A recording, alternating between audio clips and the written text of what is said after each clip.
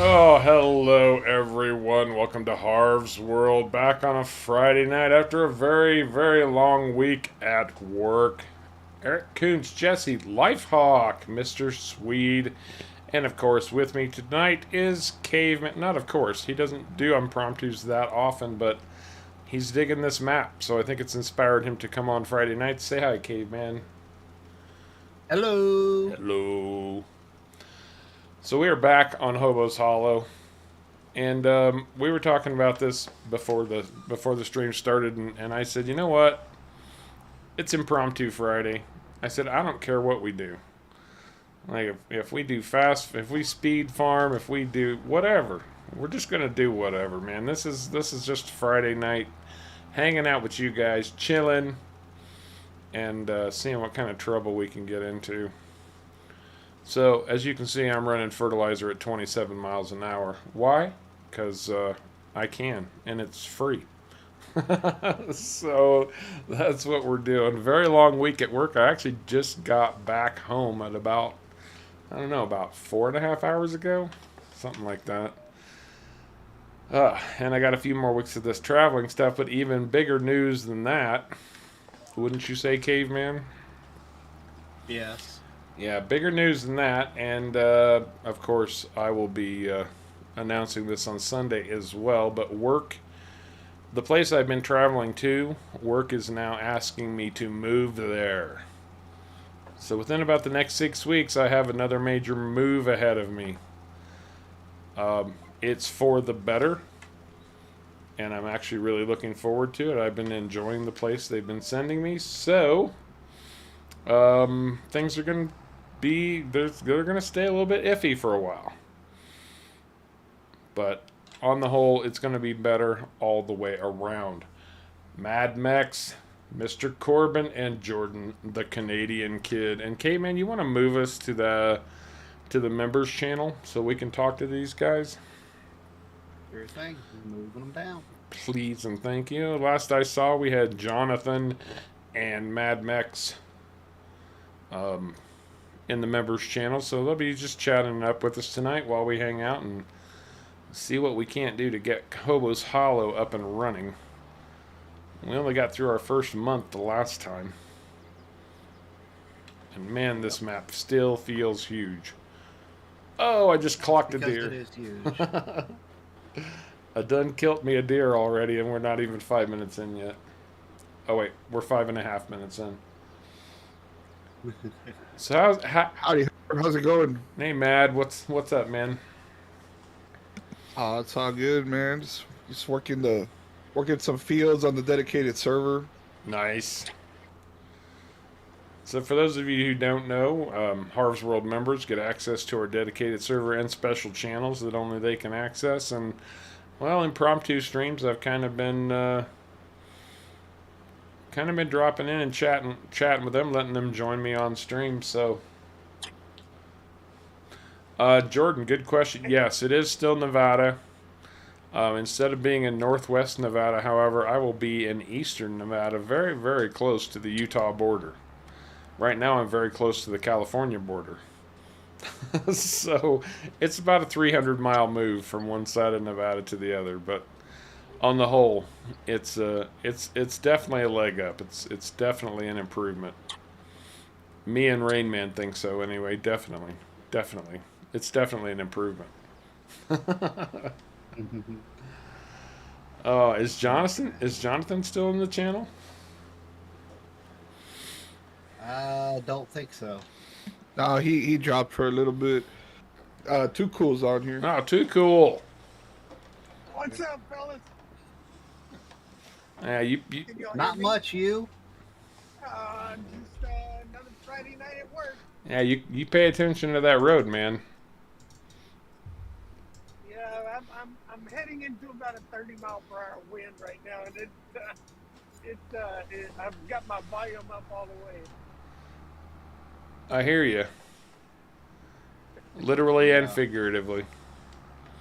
It's a two-handle weather. Yeah. Two-hand weather. Yeah. And what are you? You've got at least doubles on there, right?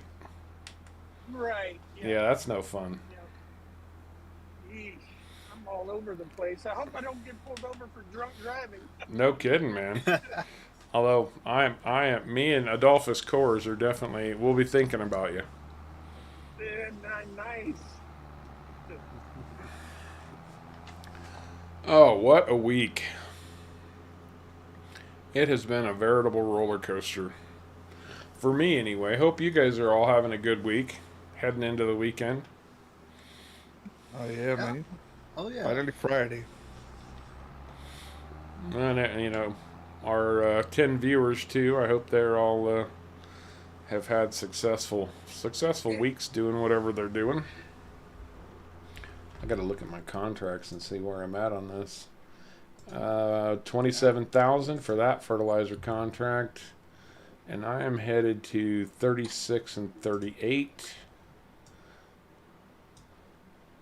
That's okay. They're down there. I got to make a left turn here at Albuquerque.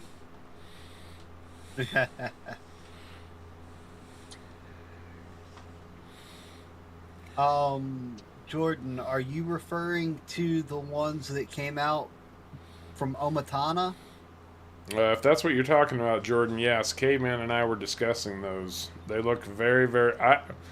Caveman has said Omatana is quickly becoming one of his favorite modders, and I have to agree with him. Although I was disappointed she put out a pig food factory and she didn't make a TMR factory. I want the TMR factory. She makes such good stuff. Right? And Well, maybe it's coming. maybe. I'm sure she wouldn't make a pig food factory if TMR wasn't in the works. I'm betting that one got bumped for one of Giant's lame reasons. Yeah, probably. That's my guess. Too Cool sounds like he's in the trailer changed to a refrigeration unit. And now you got to guess and tell us who said that. Too Cool. There's only one person that would have said that. As I know him now, in his new name, it's Lift Hawk, right? It's Lift Hawk. That's right, Lift Hawk. Lift Hawk. Thank you, Ben Corbin, for renaming Mr. Canadian to Lift Hawk. Yeah. Outstanding. I think this is my turn off. Yeah, we're about to find out. Yeah, it is, surely. I've seen those, Jordan. I haven't played with them myself yet, but I have seen them. Yeah, they look real I'm looking forward to getting them installed and giving them a try. I mean, so far everything that I've used by Omatana has been spectacular. And so I can't imagine why those would be any different. Oh, and I actually talked to Benjamin Corbin on the phone for quite a significant amount of time today. Of course, whenever we talk on the phone, it's never for a short amount of time. And he's actually going to fly out from Indiana to Nevada to help Harv move. How cool is that, man? How great a nephew is he? That's pretty cool. All it's going to cost me That's pretty cool, man. all it's going to cost me is a few dozen hours of teaching him how to play Farm Sim. Oh no. The sacrifice. Right?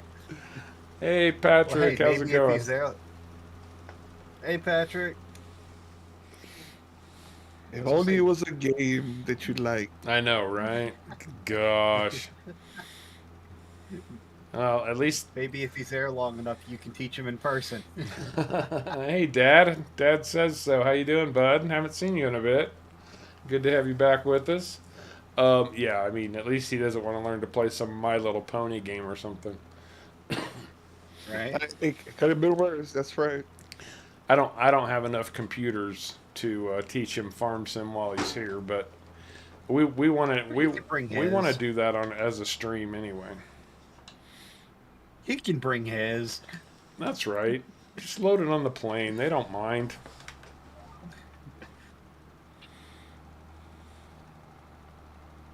Wet coaster. Yeah, wet. Work is asking me to move 300 miles. from the west side of Nevada to the east side of Nevada, but I'll still be in Nevada with casinos and brothels, so it's all good.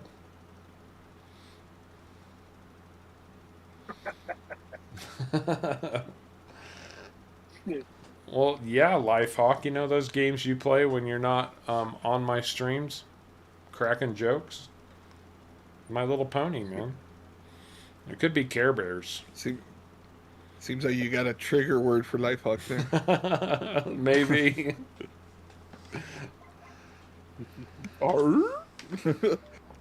Now, let's just, well, I mean, I live in a real small one-horse town right now, and I'm moving to what is comparatively a major metropolis. So, hopefully we'll have better streams, better internet access for sure. Keeping my fingers crossed, and I'll have general access to a whole lot more stuff. Hey, Sins, how you doing, bud? Hey, Sins, how's it going? And since he dropped in, let me throw that reminder out that we always do, that Sins and the GoFundMe for his wife's, supporting his wife's cancer treatments is still active. And again, if you aren't financially set up to help him out directly, feel free to just share that link around to folks. And it is in the video description down below. It should be very easy to find. Hey, Sins, what's up, bud? But you know, there's always ways to help that don't involve money. So whatever you can do, man. And Patrick got my code signing certificate today, so should be able to release the mod manager to the public this week. And outstanding, dude! Congratulations. Outstanding. And just to mention this, anybody with the little Harv's World logo beside your name, we are in the server chat on Discord, so if y'all would like to join us and chat with us, feel free. Yeah, absolutely. Hey, Patrick? Guys, if I am letting off too much background noise, just let me know. You got way too much background noise. I couldn't even hear what you said. No, it's fine. No, I'm joking, dude. It's fine. It's totally fine. I was being a smart aleck. Nice, Sense. We appreciate it, man. Thank you.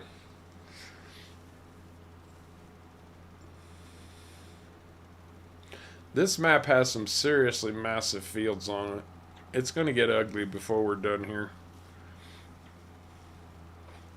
Now you know why we're just launching straight into the real speed mod, man. Yeah.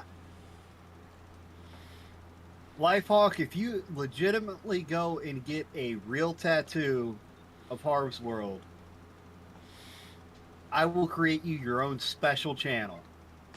That's right. But we need evidence. We need video proof. Yep. Or fly over to Nevada. So I can At a casino. I can video you while you're getting your tattoo and then put it up on the channel. Check this out, guys. Harv's World tattoo. And I don't have a Harv's World tattoo. I should actually do that. I've got one tattoo, and I had thought from time to time about getting a second one, but I didn't know what it would be. Why do I not have a Harv's World tattoo? No. I was gonna ask Sins that I need to pull him down because.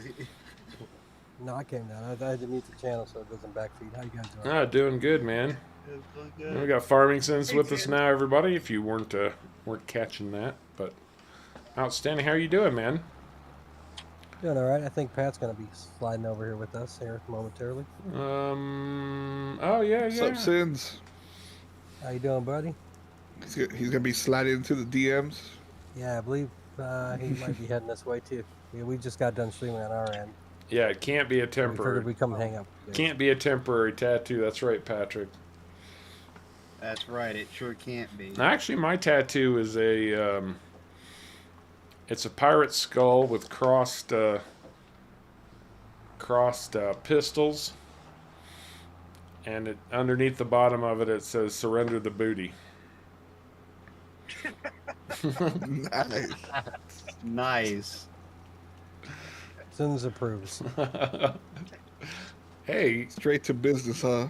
well, you know, I mean, in the pirate world, treasure was booty, loot was booty. Absolutely. So it's a double entendre, which I absolutely love. Yep. I'm just that crazy. Yar, surrender the booty.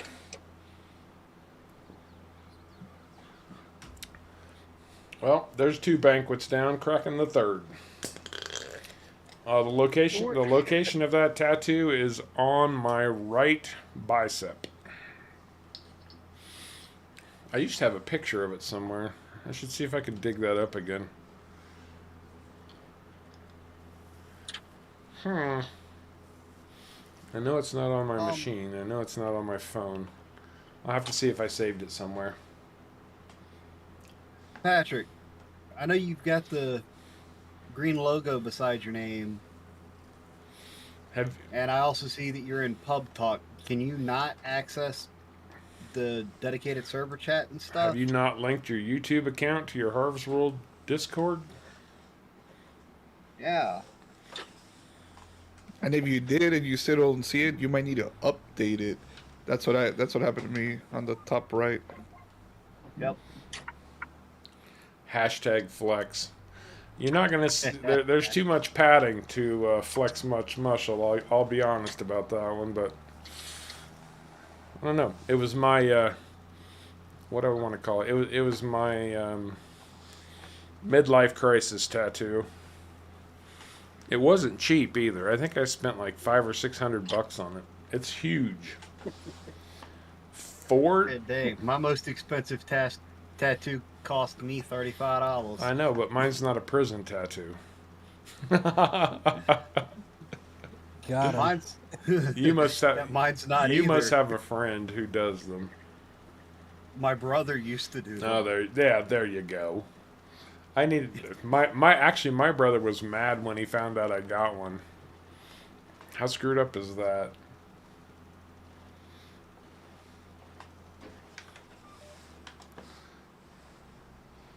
Ford F-150, how you doing, man?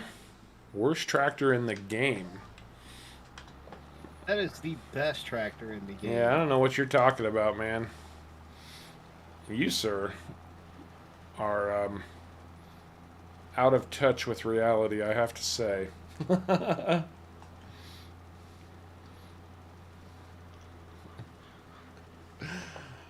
Oh, you're obviously a Ford fan because of your name. Hey, I actually posted a Ford tractor in Discord recently that said I want one, and I do. But this the K7250, bang for your buck, dollar for dollar, in the game is the best tractor you can get your hands on. Tell me where else. Tell me where else you can get a 260 horsepower tractor for $150, $150K. I mean, nowhere. Not to mention the motor used in that tractor was originally owned by Ford. Even better. So there is that. Jordan has a friend with a Harry Potter quote on the inside of his arm. That's cool. I love Harry. I actually just finished watching the Harry Potter series again as I was holed up in my hotel room.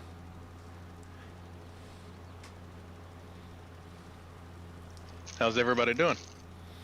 Oh my God, it's Pretty good, FF. and you? I know, I'm back. I'm back in business, baby. So it would Hey, seem. farm. Nah, What's up, man? the 7250 is a great beginning tractor, and since we're just getting started on this map, and we had limited finances at the time, it's a great tractor for us. I mean, That it I'm is. not going to fault you for liking what you like, bro. Like what you like, man. I like the 7250. I'm sorry that didn't work out for you, but it's not going to change my opinion of it. And I wouldn't try to change yours of whatever your favorite tractor is. If I had my druthers, I'd be driving a Fendt 1050. But just getting started out, the budget didn't allow for a Fendt 1050. So it is what it is.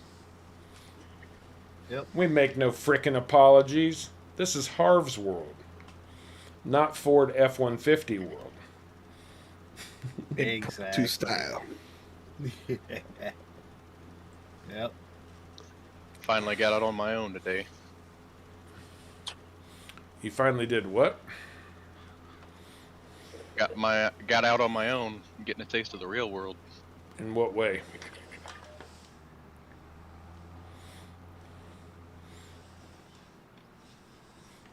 In what way did you get out on your own and get a taste of the real world? I'm in my own place now. Oh yeah, nice. Oh, nice. Congratulations, that's a step up. Avonsky, how you doing, bud? Yeah, wet coaster. I had a Ford F-150. I love that truck. It's the only pickup truck I've ever owned, and it was a great... I mean, this was back in the day when you could get a base model Ford F-150 for like $12,000. And I finally traded it in 2008. It lasted me 10 years and ran like a top. I never had to put any maintenance into it whatsoever. It was a great pickup. Hey, Patrick. Hey, Patrick. Man, we got Hey, everyone. How you doing? a whole gang in here. Doing good. We got a whole Patrick. gang in here tonight, man. Yeah. Very cool. Yes, it is. Chilling like Magellan or something. It's Friday night. It's impromptu. We do what we want. Right. Exactly. It's your tractor, have more booty. Sure. Why not? Why not, Lifehawk? Does this paint make my tractor look fat? Does this fertilizer spreader make my tractor look fat? Yeah, that's great.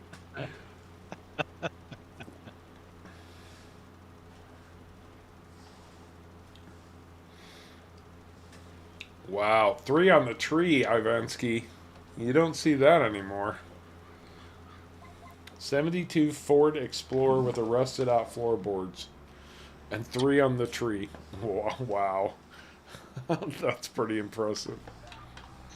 It's crazy. Nice. Now they wouldn't let you take it with like a No. scratched windshield now. Right? Right? Yeah. Well, around where I live at, they probably would, but Well, for the past 3 weeks, I think it's 3 weeks, I've been driving a 2021 Ford Expedition. 4-wheel drive. The thing is huge. I feel like Tony Soprano behind the wheel. It's such a massive vehicle. And I'll be honest with you, I love it. I want one. And there's no way I could afford it. It's your federal tax dollars at work, man. You're welcome. It's powerful, man. The pickup is just incredible. Yeah, they're crazy. I rode in one. Ooh, they're a boat though. Cruises down the road, smooth as silk at 84 miles an hour. Yeah, it's beautiful.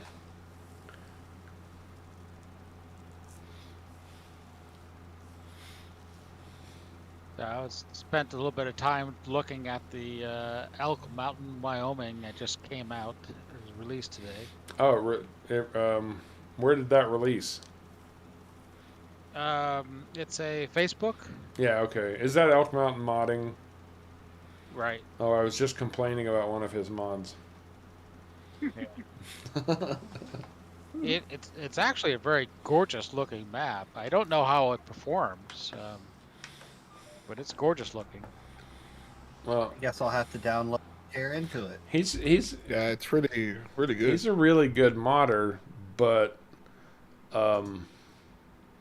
unfortunately, I feel like he jumped the gun on some of his mods for 22. And I know there's a lot of pressure for these modders to get their stuff out ASAP. You know, for 22. So, you know, it is what it is. But I've been disappointed in a few of his mods now, and so hopefully this map will make up for it.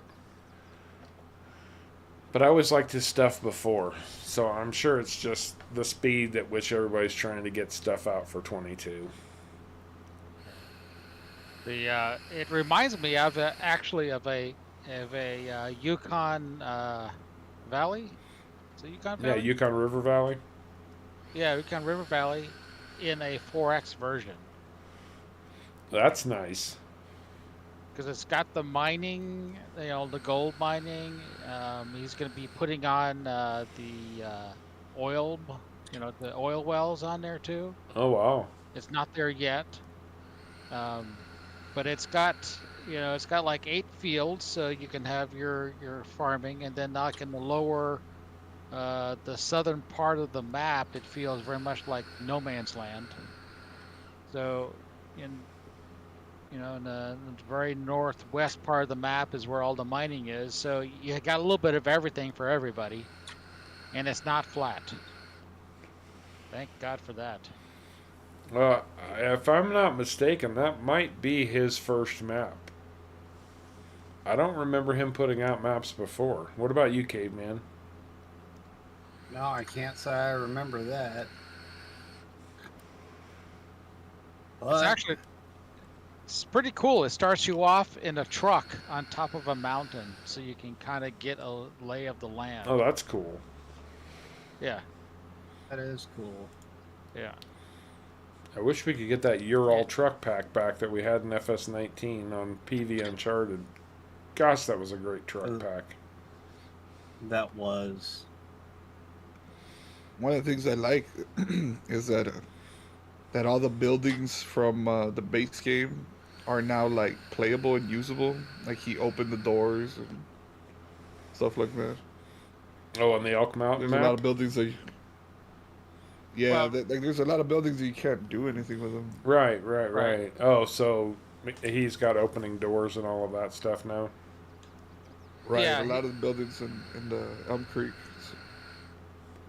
Yeah, all of the barns and whatnot that you couldn't open in Elmcreek, he's turned it into something that's usable. I've never understood why Giants insist on including those worthless buildings. Like, I mean, I understand, like, having some decor kind of type of stuff, but at the same time, people are building working farms here. You know, it's like... I mean, at least they gave us some buildings this year with some opening garage doors. No, that's true. That's true. Because last year they didn't give us anything. If it was open, it was just open. There wasn't no doors. It seems like Giants does things halfway and relies on the modding community to take care of the rest. I really think that's kind of their MO. You know, I really think, and I mean, I don't know, because obviously they've sold enough at this point. They've made a lot of money off of FS22, and you know, it's not a financial concern for them. Maybe it's just they want to be that inclusive of the modding community, which would be very, very cool. Let's think the best and think that's exactly what it is. That's going to be what I'm going to do. I'm just going to be like, oh, okay, this is not where I wanted to turn. F-150. That's a great line, man, and I appreciate it. Yeah, you're not using what I want. I'm going to tell my mommy on you. Wah. Nice to see you got a sense of humor, bud. Speaking of which, But we're over 500,000 once we collect on Caveman's contract. Unless Do not collect it yet, please. I'm not, but I was going to say we do have the money to buy a real tractor. If you don't object. I do not object. And you know what I'm buying. 1050. Yeah. Is there any other kind? No. And of course it's got to be the Stevie's version. Because man, I'm in love with the Stevie's version of the 1050. I really, really am. We want BKTs. We want duals. Yep. We want it to be in Fent black. Yep. Don't care about the design color. We want the rim color to be Fent Classic. Is it Fent Classic or Fent Nature Green? It was nature green, I think. Yeah, we'll go with Nature Green. And of course,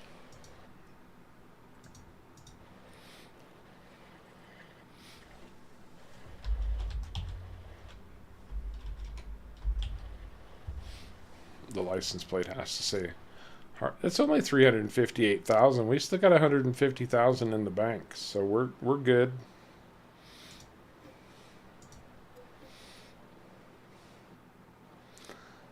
I thought about the floats.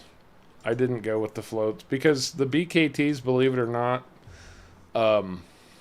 actually have better traction. When they're in a dual configuration. Yep. And I can't remember. I'll show you guys the floaters on the front. They're actually pretty darn impressive.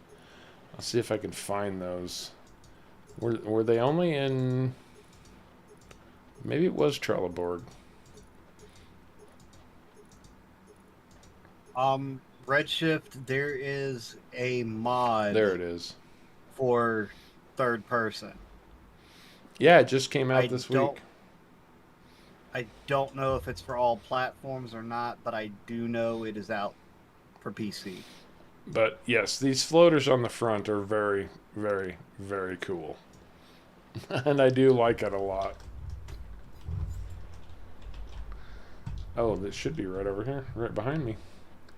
And you know what I forgot? I forgot to add GPS to this bad boy, so I'm going to have to swing around and do that real quick. And now I can buy a planter. Mm-hmm. I'm going to go ahead and black the planter out too. Match the fence. Sure, why not? You think that's a good idea? I do. Done. Wet coaster, it's not that the duals make the tractor look fat, it's thick. That's right. It's there's a mod that calculates the friction of the tires, and so the dual wheels actually do more now than they used to. Oh, nice. Yeah, I think it's what's the name of that mod? REA something. REA tires or traction or something. I'm ready for the real mud to come back out.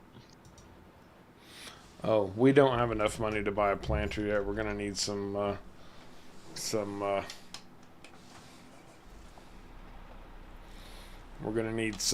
contracts to come in. Now, the one thing about Stevie's mod, it does get a little bit squirrely, and I found that putting a 3.5 ton weight on the front really helps balance it out. So when I use Stevie's F150 or F150, now I've got that on the frickin' brain. When I use Stevie's version, I always put the 3.5 ton weight on the front. But it's your game. Play it your way. As long as you're driving an F150, please be my guest. Hey, we can just say we're planting for a certain group of people if the front of your tractor is popping up and down. The duals really make your tractor look fat, because it is fat. Planting for the lowrider community. It's exactly. Oh, that's what's up. Maybe that's why I like the Fent with duals on it. It's representative of Harv and his in all of his wideness. It's just huggability. That's right.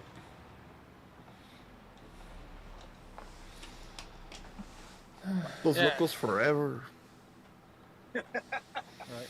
Can't pull out the chainsaw in third person. Slow down walk speed. That would actually be kind of nice. Be able to slow down walk speed a little bit.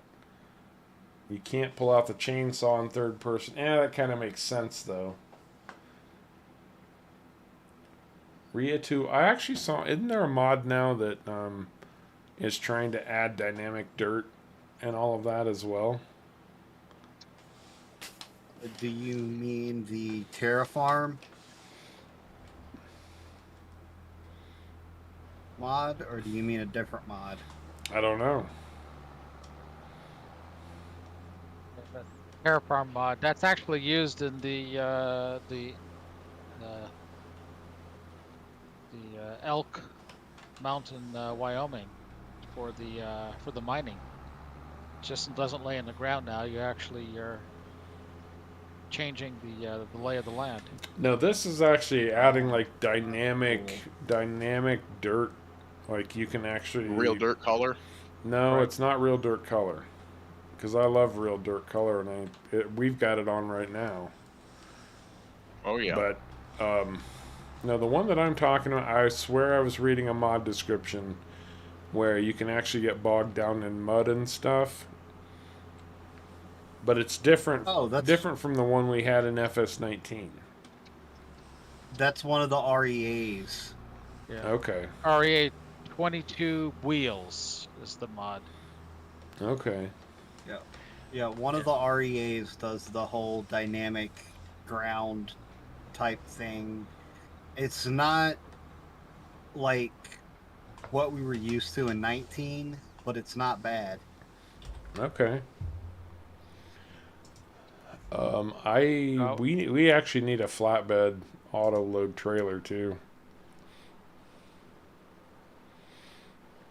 Mm-hmm. Oh, pick up Where- one there. Careful of the auto-loading trailers right now. I've been running into issues that if you use the straps, it will actually crash the server.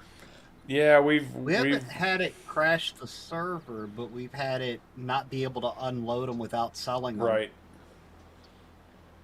Well, what happens is that they, when you use the straps, they actually become invisible and drop. And we kept running into these invisible pallets, and we couldn't figure out what it was. And then when we restarted the server, we could see all of the pallets. They were spread out all over the place. Yeah, we were seeing that too. Having troubles with invisible pallets. Right. So what we started doing is just using the autoload trailer without the straps, and then you're okay. Is Giants just not letting the big plows into the game anymore, or what? Giants is being really nitpicky right now on what they're letting through because of the backlog of mods they have. Which makes a lot of sense. You'd think they'd be pushing them through quicker so they don't continue to have the backlog. Yeah, exactly. No, they're being more picky. I think I'm going to have to lease a planter, Caveman. Because we can't afford one. And we do need to get those fields planted before the end of September.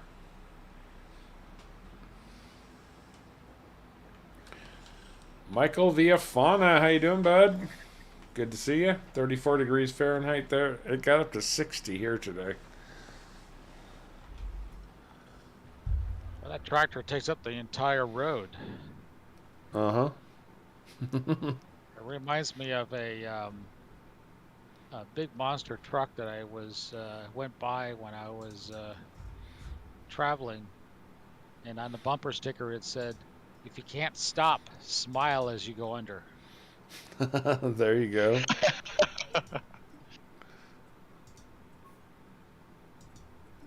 I seen a bumper sticker today that was pretty cute. It said, "I'm not drunk. I'm passing out snacks and whooping." Oh, that's not what I want. Siege. I want siege.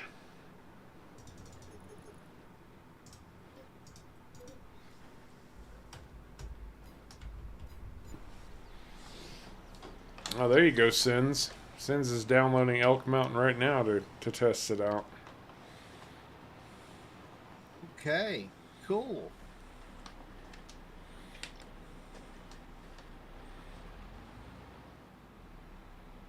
Yeah, I always, when I test out mods, I always test them out with, actually playability and stuff like that. But then I also start tearing them apart to see if there's,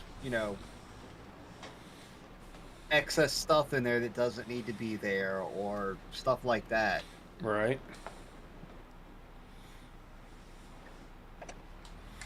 For some reason, this planter does not want to fill with seed. I'm having a hard time finding the trigger on it, apparently. Pull beside it. Pull beside, or back to planter beside the seat Yeah, I instead found of it. straight up to the back. I found When it. it's folded up, it's on the side. It's weird. Yeah, I saw it. Yeah. Mabel Alejo. Hola, how are you, Mabel? Good to see you with us. Hello. Lifehawk saw, because of Elon Musk. Yeah, Lifehawk has this hate relationship with Elon Musk that I don't personally understand, but it's your life. Hate who you want.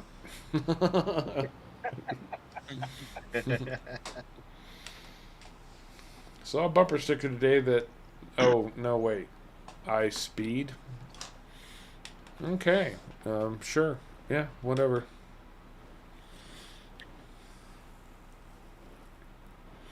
There we go. We're loaded up and trucking. We're gonna do what they say can't be done. Eastbound and down. We got a long way to Don't go sing too much of that. and a short time to get there. Definitely. Exactly. You could have stopped it. Don't sing too much. So we were doing wheat, barley, and oats. Is that right, Caveman? One field of each. Yeah, because we can't. Yeah, because we can't plant sorghum. Right.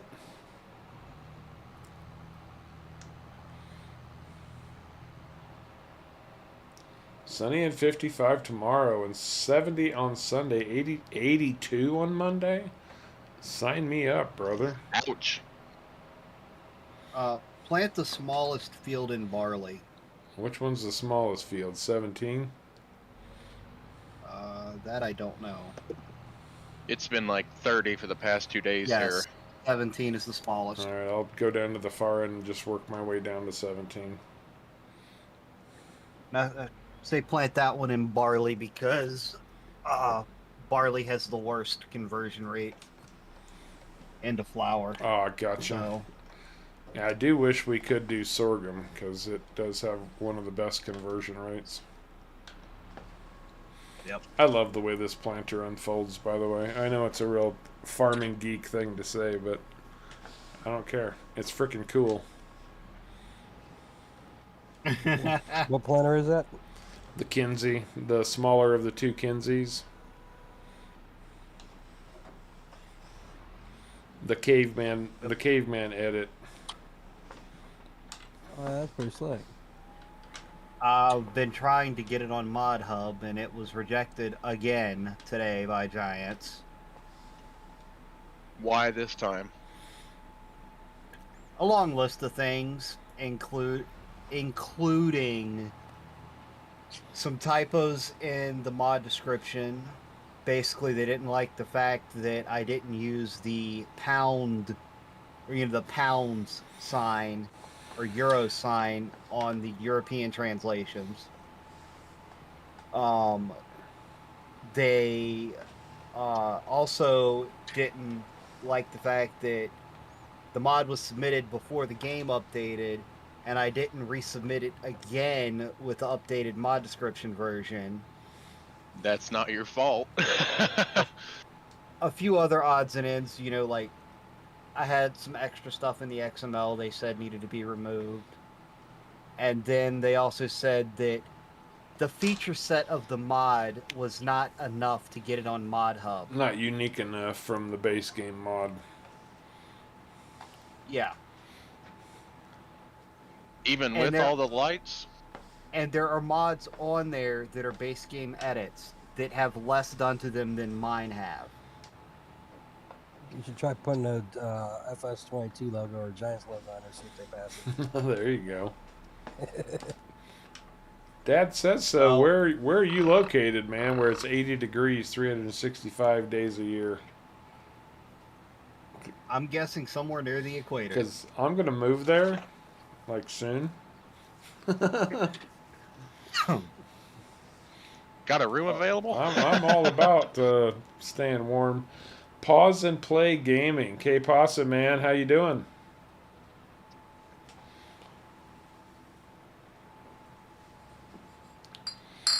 But nah, my solution for hopefully getting around that this time was to make it so you didn't have to roll after these planters anymore. Uh-huh.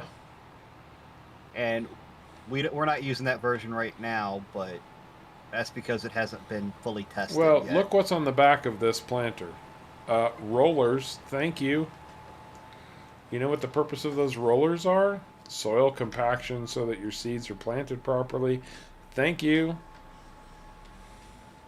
Exactly. And have a nice day. So I felt like that was, a good thing to add. Works for me.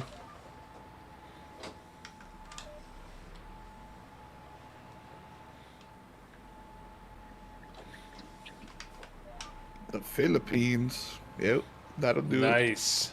Oh, yeah. Nice. Very nice. Sounds like a retirement place to me. Unless you were, unless it was World War II. then you wouldn't have wanted to be living in the Philippines. But beyond that, Maybe World War III. well, moving right along. Right.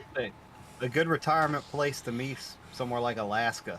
No, Uh, you can, Nope. it would be really, really awesome to visit Alaska, but moving there, no, I don't like certain things receding into my body that dramatically on a daily basis.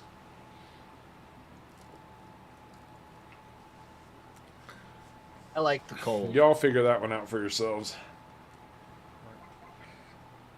80. I visited both Alaska and the Philippines.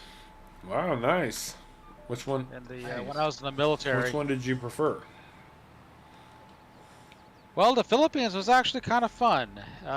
It was kind of a culture shock for the most part, just because of the different environment. I mean, I visited when it was in the mid '80s, Yeah. but you could. Things were so cheap there. You could buy beer for a nickel. For $2 a day, you could get a meal fit for a king. And, the guys that were on the submarine with me, we had a competition that says, all right, let's see if you can spend $100 in one day. The only thing you can't do is buy alligator skin boots. And I couldn't do it. I couldn't spend $100 in one day, short of buying a house. Now, is this American dollar or the Filipino dollar? Well, at the time that they didn't have the dollar, they used pesos, and so so it was pretty cheap over there. I mean, Wow. a jitney, which is kind of like a taxi, was half a cent. Holy Wow. cow. Half a Yeah. cent. Half a cent. Jeez. That's What did you awesome. just do? Round up? Yeah. Basically that's half a cent for in American money. Oh, okay. So basically it came down. I think it was 1 peso. I think it was. And $2 American money. It was a meal fit for a king. $4 you could rent a hotel that was fit for a king. Well, that's when you just tip really well. I would Yeah, have won you that. I do. would have won that bet just on tips alone. Yeah. What was that movie? What was that movie where they like give someone like a nickel, and the bellboy just like It's like, you see this? I'm gonna open my own hotel, and like quits. Euro Trip. I think that's the movie, Euro Trip. Well, there was a. The other thing that Oh, go ahead. Go the ahead. other thing that really the other thing that really took me for a shock in the Philippines was that prostitution is a licensed profession over there.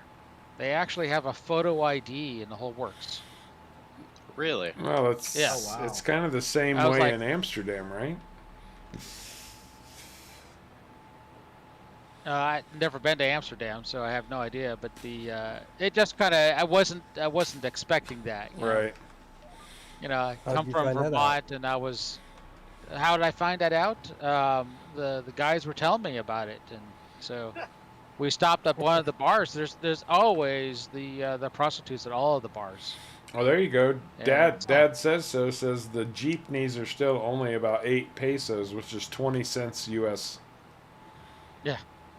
Oh, wow. And that's that's crazy. 30 years ago. Yeah. Man, What did I walk in on? Prostitutes at the bar and what's 30 cents? we need to cash in everything we own and move to the Philippines, guys. Yeah. We could live like That kings. notion. Yeah. I remember one. I was talking to one of the guys who was stationed on the base there, and he actually purchased a house off base, and he could afford a full-time maid as well that would cook, clean, and Be a prostitute.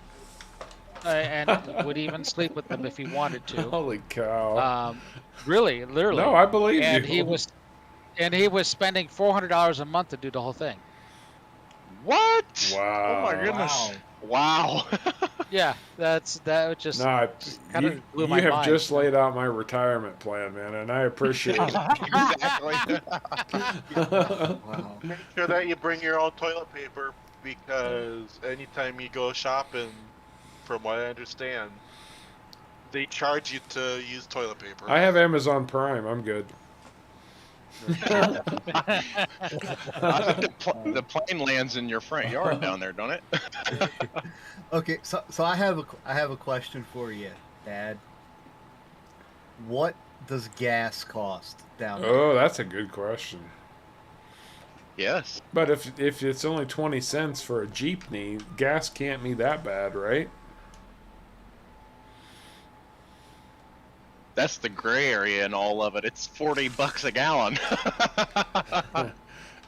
Nah, because then Patrick would have been able to spend that $100 in a day pretty easy. Oh, fair enough.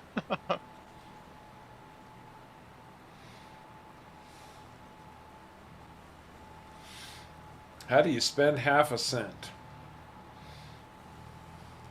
2 taxi rides, I guess. They give you like a ticket, say, okay, just give me a cent, so here's your other taxi ride. In I don't know. Texas, you wouldn't spend half a cent. Oh wait, you Right. spend half a cent. You just have to add $5.99 onto it. There you go. There you go. At the time, basically 1 penny was equal to 2 pesos, and basically it was a peso for a jitney ride. Wow. Okay, so it's over $5 a gallon. Oh wow. So it's worldwide then. Truly. Keep in mind, that area is also pretty primed if World War III breaks out. China is looking to expand Taiwan and Philippines. Oops. Yeah, I don't think we're going to see World War III anytime soon, and we're not getting political. So this has been a really uplifting, positive week for Harv. Let's keep it in that direction. We've been having a good time. Let's not go down the crappy, stupid political crap going on in the world BS right now. No offense, Jonathan. second I appreciate what you're saying, man. I really do, and I could get on a diatribe about it myself. So I'm just saying, let's just keep it all positive. That's all. Moving good right to me. along.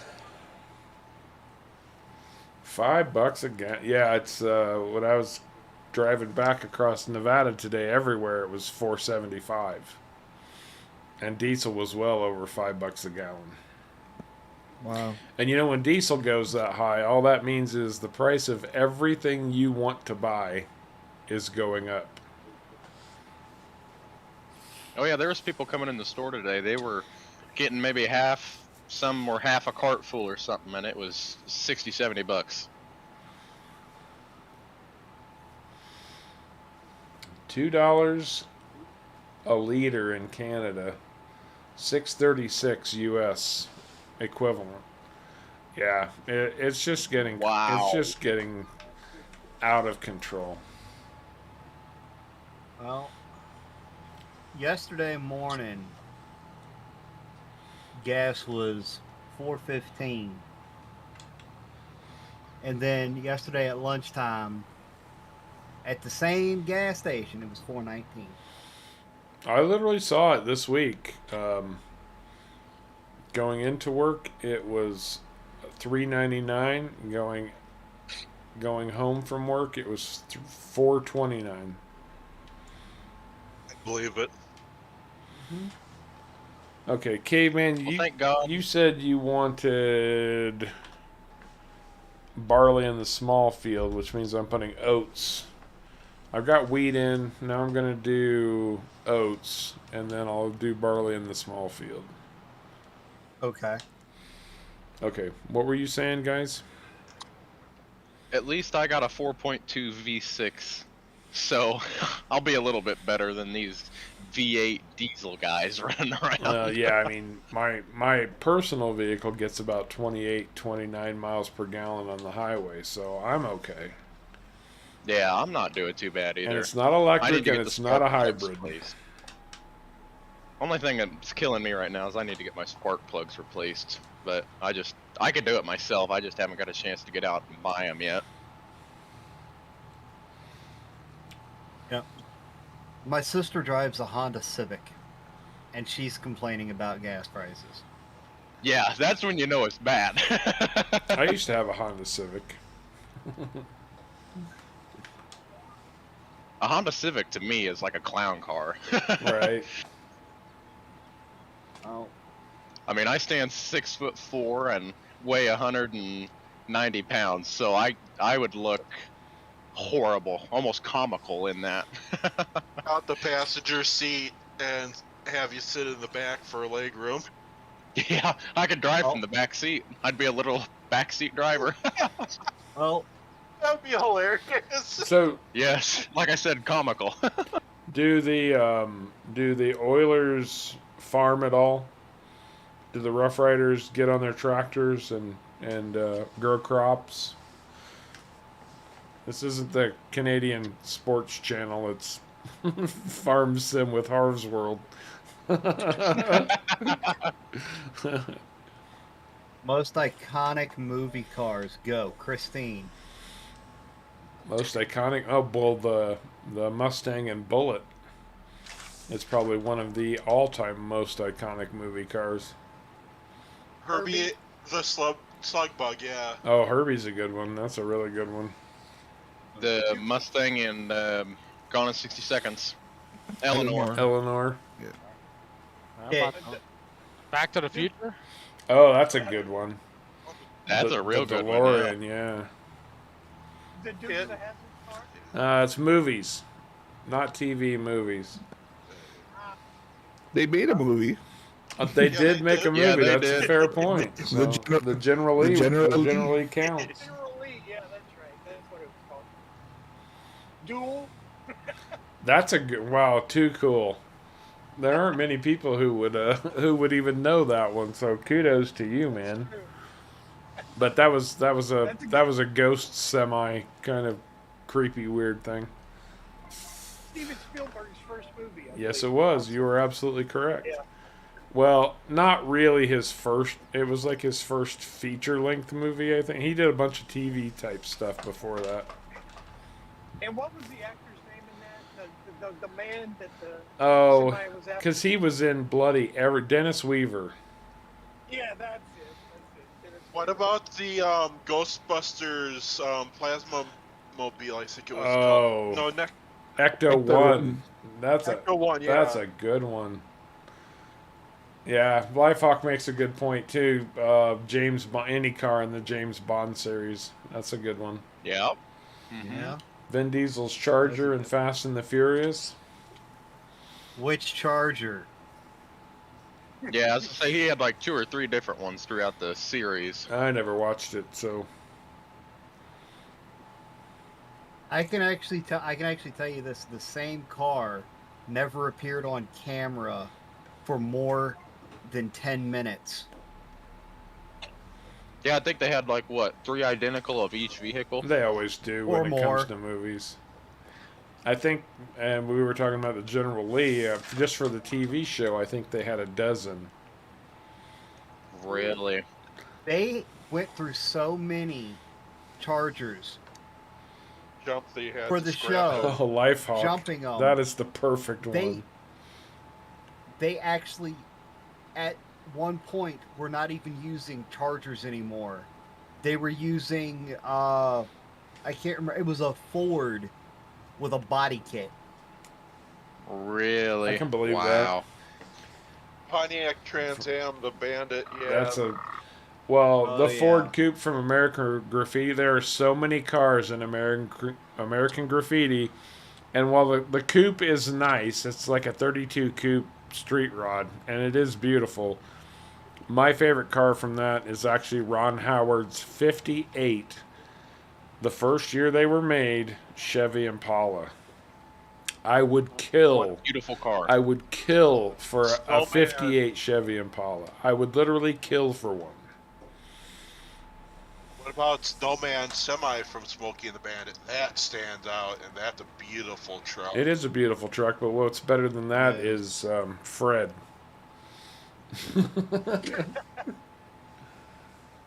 The Ford. Gran Torino. Yeah, that's a good one. Oh, Gran Torino. That's a good one. 74 Dodge Monaco. Or the Ford Falcon. Oh, the 74 Dodge. That's a Blues Brothers. Nice. That's a good one. That's a really good one. The Ford Falcon. What movie has the Ford Falcon come? Mad Max. Yep. Is it? Pretty sure. I always thought Mad Max was actually a Mustang. But I could be totally wrong. I don't know. I genuinely don't know. Well, we're talking about iconic cars here. It's probably more of a fake car than a real car, but the Batmobile. Oh, that's a good one. One, there are dozens of them. Oh yes. All of them. I was thinking of the one from Batman Begins. Okay. You brought the Batmobile up. This reminds me of this video that I was watching earlier.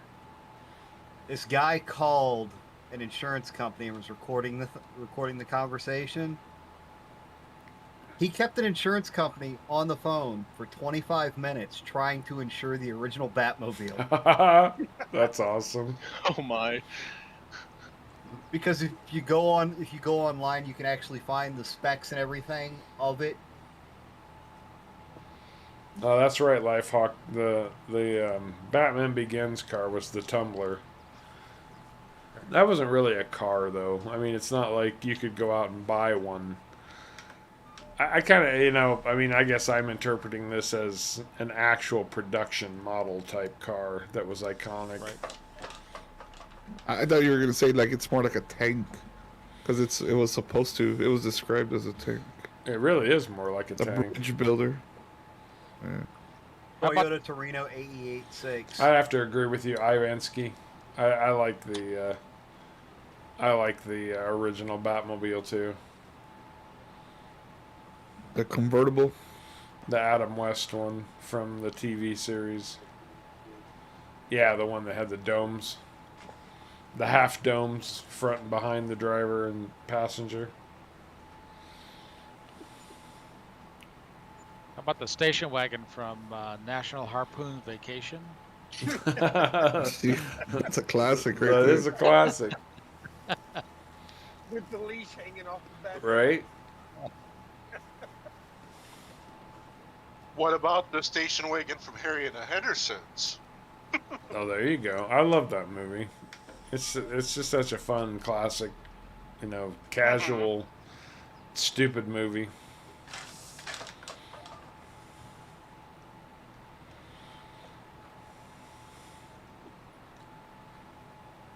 Yeah, Herbie, the first driverless car. We hit Herbie up real early on.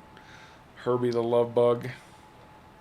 What about the Ecto 1 from Ghostbusters? Yeah, we hit that one too. Which, personally, of all of the ones that we mentioned, I think Ecto 1 would be my favorite. What about What was the original purpose of the Ecto 1 before they turned it into the Ecto 1? It was a hearse. Wrong. Yeah, It was an ambulance. Ambulance. I'm That's sorry. right. Yeah, it was It's originally an ambulance. There used to be one for sale parked on a street corner in the town I grew up in. And I was way too poor to buy it. But man, I was I was like, oh, I would love to have that. Yeah, it's pretty sweet ride. Oh, here's a really oldie, the Chitty Chitty Bang Bang. Ooh, Yeah. good Oh. call. Joe. Good call. Wow, that's a great one. I remember I actually got that movie for my kids, and we were watching that. It's one of the movies I remember from my childhood. Yeah, it's one of the movies Nice. that scared the crap out of me in my childhood because of the child catcher, man. Oh yeah. That guy was creepy, and yeah, I remember being scared poopless because of that guy when I was a kid. I'm sure my brother didn't help. I'm sure he was saying crap like he's gonna come and get you. But still. Favorite car was a TV series car, the Stingray. I don't remember. I don't know what you're talking about there. All right, Dad, go have fun with your daughter, man. Go have fun. Take care, bud. What was the name of that? TV show with David Hasselhoff and his car name was Kid. Knight Rider. Yeah, There. right. Knight Rider. That is a classic TV series car for sure. Yeah. Yep. Does anybody know what a 1960 Ford Anglia 105E was used in? No. No. Not a clue. I wonder if Never heard Lifehawk of it. knows. Oh, don't do that.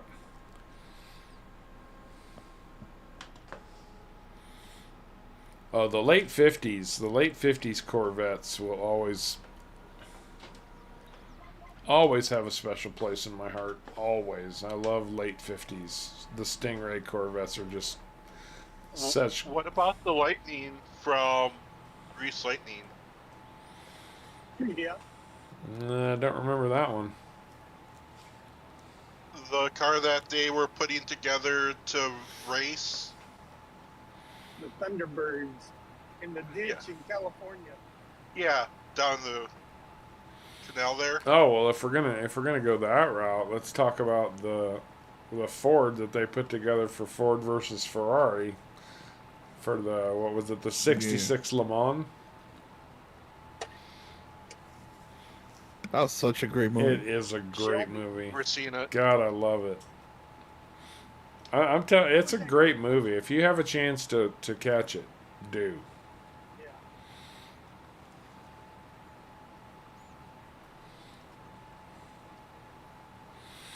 Knight Industries 2000. Yeah, there you go, Wet Coaster. The V8 Interceptor. Okay. That was a Ford Falcon. You're right. Lifehawk was right, and you confirmed it. I said lower.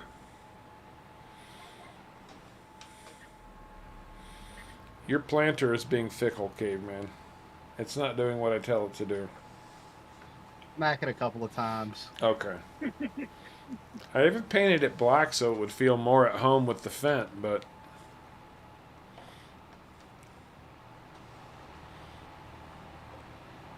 Maybe you just didn't smack it hard enough. Probably.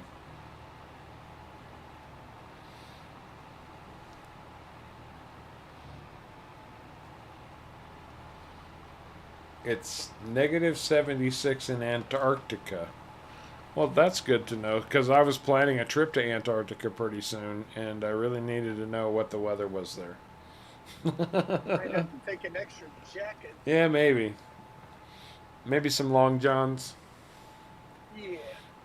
a hoodie.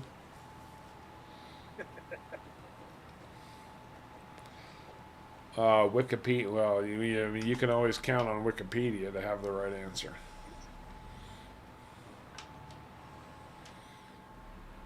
I guess that depends on what you're looking to the answer for. It truly is.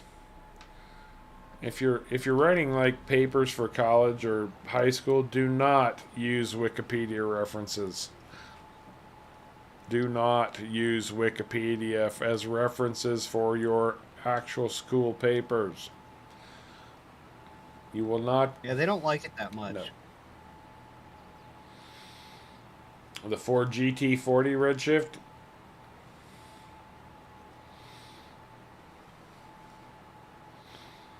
It's currently summer at the South Pole.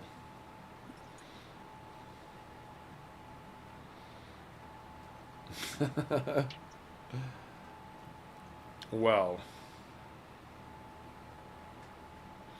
you can buy a molded interior kit of Knight Rider for your Mustang or Trans Am. That's good to know. That's good to know. Yeah, not buying one, you know. My car is strictly a point A to point B vehicle, and that's about it. People with 3D printers could probably print off a section of it at a time and make their own.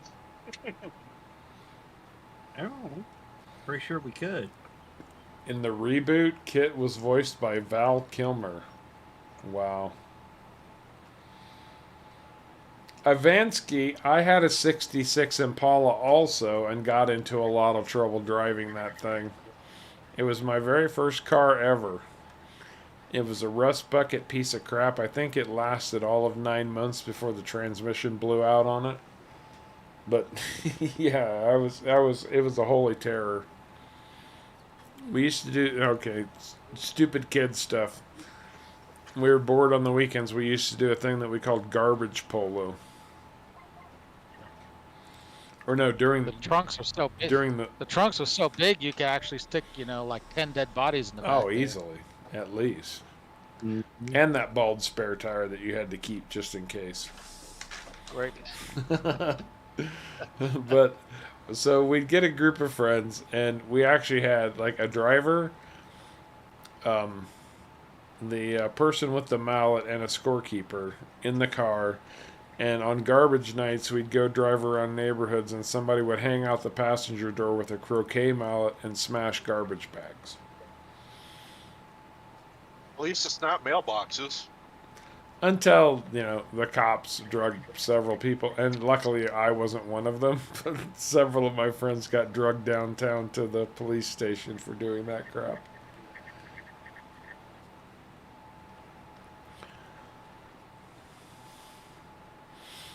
Hey, somebody's over here doing fertilizer. Very cool.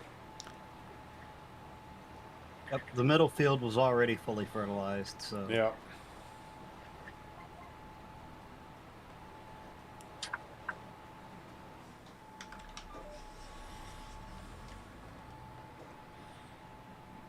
Now, talking about mailboxes made me think of a story that my general manager was telling me after he moved up from Virginia to Vermont, and that's where I lived. But when he was in Virginia, he bought this house in the country, and about 2 weeks after he bought the house, he heard this really loud noise, a car engine revving up, and then he heard a bang. And he looked out the window, and he saw that the mailbox was knocked over. Uh-huh. So he said, surely this won't happen again. So he just, dug it up and put the post back on and put the mailbox back on. A week later, it happened again. Uh-huh. He says, all right, one last time, I'll put it back up again. And 3 weeks later, it happened again. He says, all right, I've had enough. So he called in the backhoe and had them dig a 10-foot hole. He filled it up with cement and stuck a railroad iron, railroad tie into there. And then he very carefully put 1x4s to make it look like a 4x4 post, and then stuck the mailbox on top. And then, so basically, it was 5 weeks later when he heard that same noise, and then when he looked out the window, the car was sitting up onto a railroad post, and that tie basically had impaled the engine. Oh, wow. Oh. So they were. I bet he never did that again. They were driving. Well, they weren't Reddit. even like baseball batting the mailbox. They were driving over the posts. Yes, they were driving over the post. Oh my god. Oh my gosh. We had a problem with people smacking ours with a baseball bat. Yeah, that's more. That's what I thought he was talking about, like people playing mailbox Yeah. baseball. But no. No, he smashing right into it. Oh my god, look at this. I've seen that on Reddit a couple of different places where I finished they read that under Crow Revenge. I finished three fields with 1 liter of seed left. Oh wow. That is freaking amazing. That is awesome. Yeah, we had that problem. People knocking it off with a baseball bat. I put it back 3 or 4 times. After that, I made a mailbox out of 1/2-inch steel, put it on a steel post, and cemented it 6 foot deep in the ground. That'll do it. Yeah. The next day, there was half a bat laying out beside the mailbox.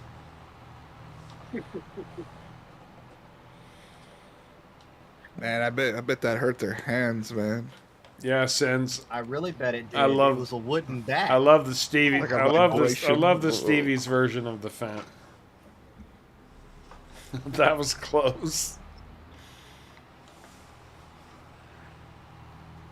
Yeah, 1 liter. Yeah, I don't think you could have planned that, No kidding. Like I really thought I was gonna run out of seed before I got to the end, and it was just like boom, exactly perfect. Ah, I love it when a plan comes together. Yeah. Oh, let's Don't hope we you all? didn't miss anything. I was GPSing the whole thing, so I'm sure I didn't miss. The question now is, do I unload my 1 liter of seed before I return the seeder? Yes. No.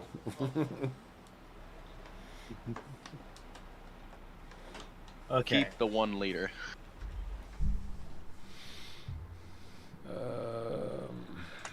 Now, I think we get I think we get a decently sized cultivator and go do some cultivating contracts. Well, the first thing we got to do is roll these fields. I thought you said you weren't planning on rolling any of them. Oh, I don't know. Are we? I don't know. Because we didn't mulch them. If we don't roll them too, it's going to be a 5% hit to our harvest. No, if you want to grab a mulcher, if you want to, not a mulcher, a roller, you can roll. We can roll. Don't matter. No, I'm not going to buy it. I'm going to lease it. I mean, we're in our first freaking year here. We haven't even gotten through our 2nd month yet. So, Did you just lease the 1 or did you lease 2? just 1. Let me throw up another one real quick. Hey, I am stupid London, guys. What? Oh, that's a good one. Lifehawk, the A-Team van. Pretty How did we classic. forget the A-Team van? Right?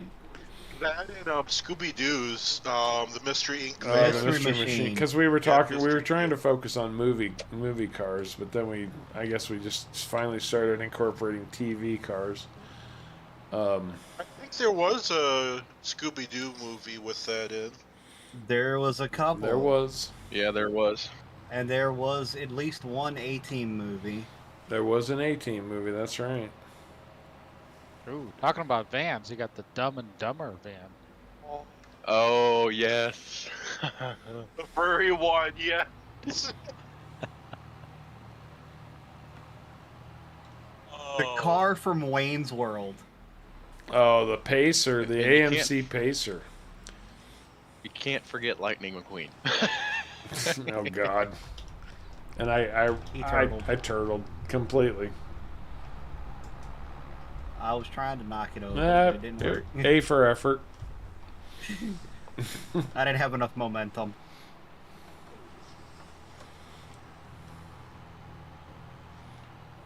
My question is, how do you turtle something with duels? Oh, you run up on the wall that blocks the entry to this place.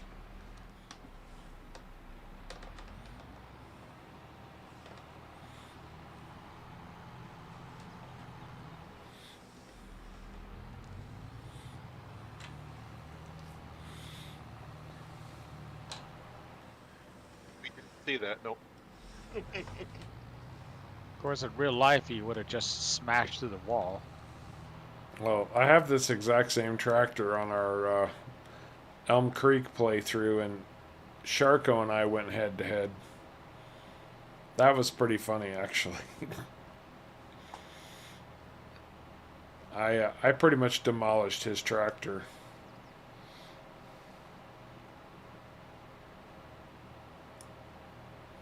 Well, the Fendt 1050 is a pretty heavy tractor. It is.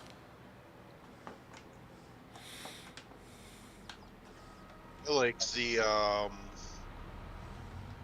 saddle pack tractor, that has a really good amount of horsepower. And Which tractor? the saddle pack Battle plus track. Oh, I haven't tried. I haven't actually tried it on anything yet. Yeah, I think the only other heavier tractor I think in base game is the 9RX John Deere. I think that was what. Yeah, but it's the wrong. It's the 19 totally the tons? wrong color green. Come on. Yeah, I know it. Yeah. The only reason why I bought it is because I could compress the silage faster. Oh, that's fair. All right. how they have those. On that note, I'm going to leave you guys tapes. talking. I have got to talk to Mother Nature briefly and grab some more banquets. I'll be right back. Hurry back. All right. Isn't that John Deere tractor the one with the side tank that you can mount for extra liquid fertilizer? No. Which one am I thinking of then? You're thinking of the 8RX. Oh, okay. Or this, I think. The 9RX is the like quad track, or it's like the case quad track, but John Deere. Right? Yep. I basically bought that one with a weight on the front and on the back. It's amazing just how much faster you can, compress your chaff when you have a really heavy tractor. Reminds me of when I was watching, I think I was another YouTuber who was using the FDR mods. Uh-huh.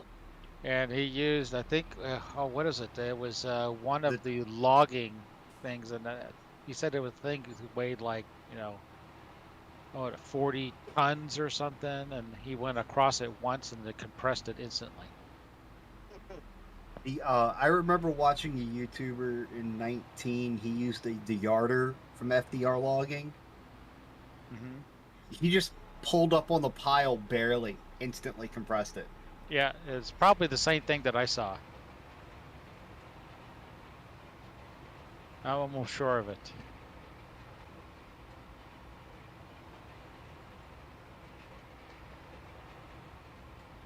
I'm trying to think of the YouTuber that I saw that on.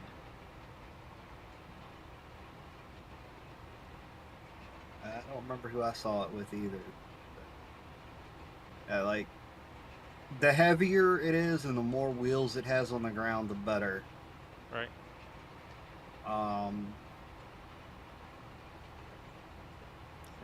Somebody just needs to make like 100 metric ton tractor with like 100 wheels up under it.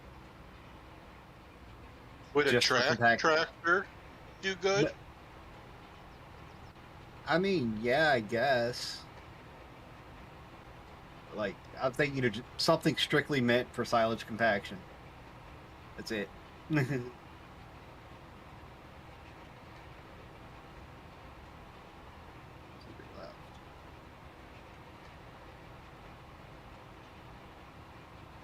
mean, if you're going to go down that route, I mean, just as well forget using the bunker silage, just as well use our production to create your silage. Yeah, I don't even use a bunker silo anymore. I use the Omatana production.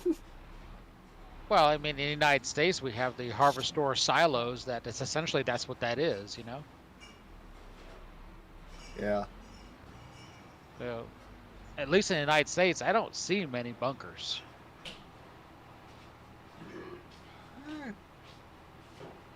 I think there's one over my way that I know of. I don't know if they use it, but I know it looks like a bunker. Yeah, I know in Vermont there's not many bunkers. They mostly use like a harvestor silo for creating what they call it haylage over there. I guess because it's in a harvestor. Silo. Haylage is made with hay. Right. Silage is generally chaffed corn or some kind of crop that has been chaffed. And then you've got grasslage, which is grass silage. Right.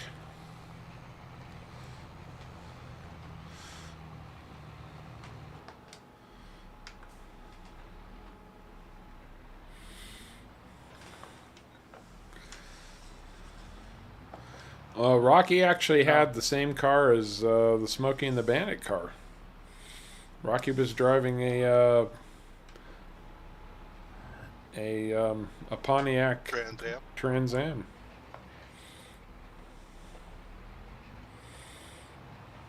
Stupid helpers can't stay on track.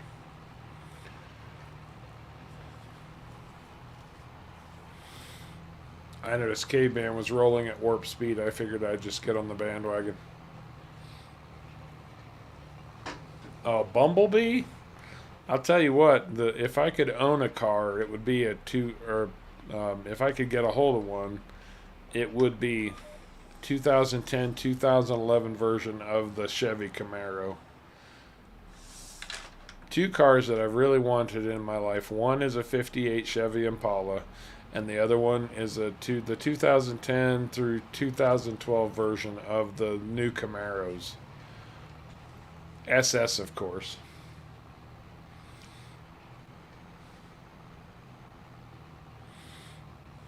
You know, one car that I do want is a Toyota Torino 88.6. That's a rice burner. You can't want a rice burner. That's un-American. No, I know, like, it's really an age group thing. Like a lot of the classic cars that used to cost tens of thousands of dollars have really started to come down in price just because age group preferences have changed. And you know, they were iconic cars for the age group that I grew up in, but they're not for your generation anymore. And so, I mean, like, I like a lot of classic American muscle, but I want that car specifically because from the factory stock, they're great drift cars and they're cheap to work on. They're just hard to find. that's a good one too, Wet Coaster. That's a really good one. The Lamborghini that Magnum drove in the original Magnum PI. That's a really good car. Yeah, it is. But you can't drive that car if you don't have that mustache. I mean, it's just that simple. It's against the law. The laws of pulp culture deny you that vehicle if you don't have a Tom Selleck mustache. Well, God help you if you're female then. Exactly.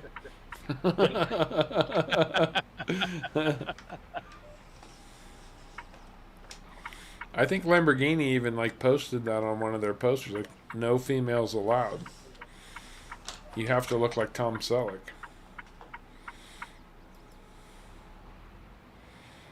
No one. With the 1970s certain genre of movies mustache for guys. 70s. Yep, something like that. Some certain genre of movies in the 70s. Oh, yeah, you had to have the mustache and those super short cut-off denim shorts that Magnum always wore. And was also popular with the genre that you're talking about. Too cool.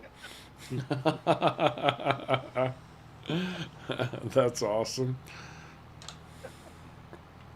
That wouldn't really be a genre, I don't think. I'm not sure that qualifies as genre, but...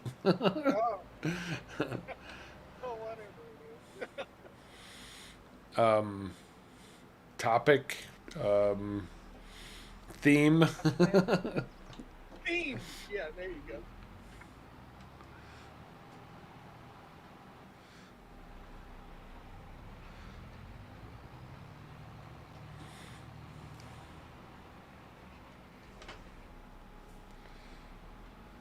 Interesting. So what? So they call the short shorts on the women Daisy Dukes. What do they call them on a man? We can't say on a family-friendly channel.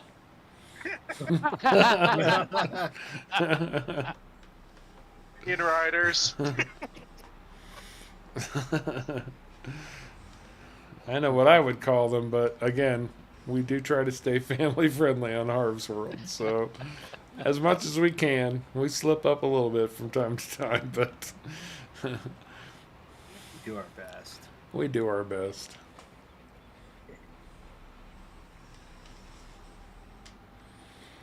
Really, car?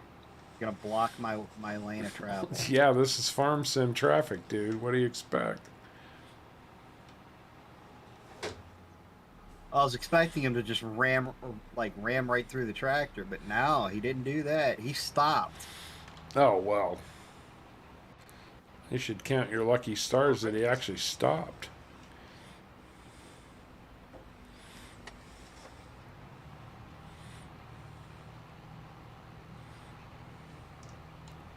I'm going to the Houston Livestock Show and Rodeo tomorrow, and they have a Giants booth with several computers set up, and I believe what you have to do it's a hay stacking competition on the computers that they have set up. Really? Yeah, I've seen that on the website. Yep. Check that out.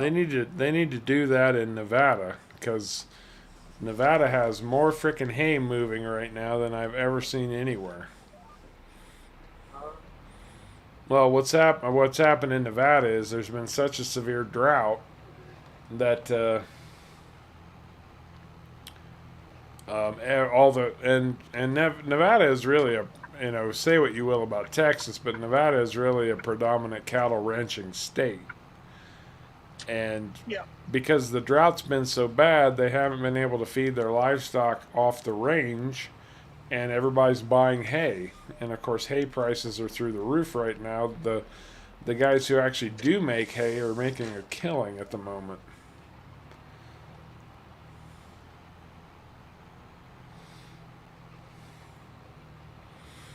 Oh yeah, the Fent will roll like the wind, man. 40. That's another nice thing about Stevie's. Not only do you get the standard Fent, you get the Fent Turbo at 600 plus or 600 plus I'm getting out of your way, caveman. 600 plus horsepower and 42 miles per hour.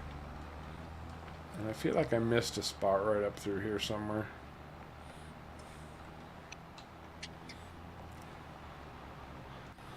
No, I guess not.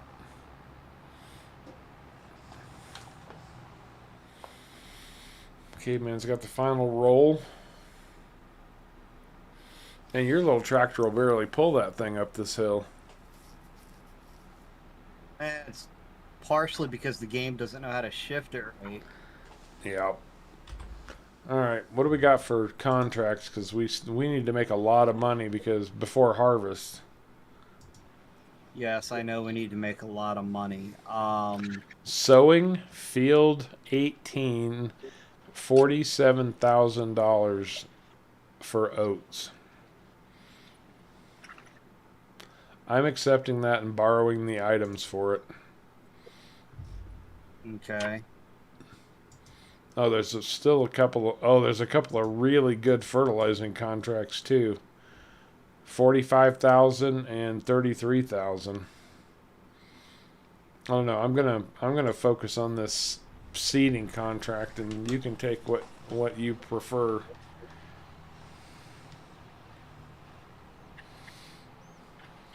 Cameron Diaz is turning 50. Well, she could turn 25 for all I care. I never really found her attractive.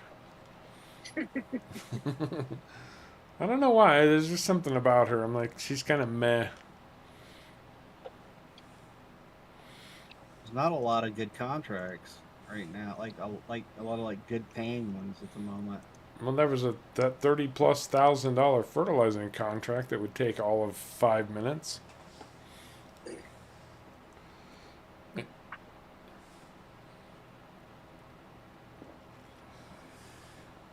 Well, that's usually been my the way that I always make money on contracts is I make enough money to buy myself a tractor and a fertilizer, and then I would go do and fertilize everything Mm-hmm. because it's the fastest thing you can do. I guess I'll take it. Caveman doesn't like fertilizing contracts. I do know that. He doesn't care for fertilizing contracts. Got it. I like cultivating contracts. He does? And plowing He contracts. does like cultivating and plowing contracts, that's for sure. I don't like contracts where you have to spend money to make money. Yeah, but That's my biggest thing. I mean, you make a lot more than you spend in fertilizer. Well, the way I always looked at it is that it has to do with the amount of time that it takes to do things. That's what The fertilizing contracts. Yeah. You are right. I agree.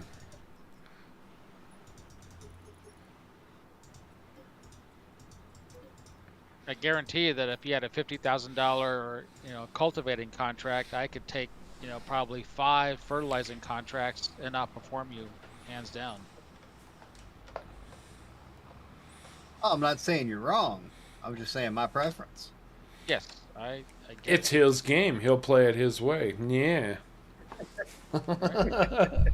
And he'll not make money his way. That's all right. You're done with your roller, right, Caveman? Yes, I'm done with the roller. I'm gonna do something here.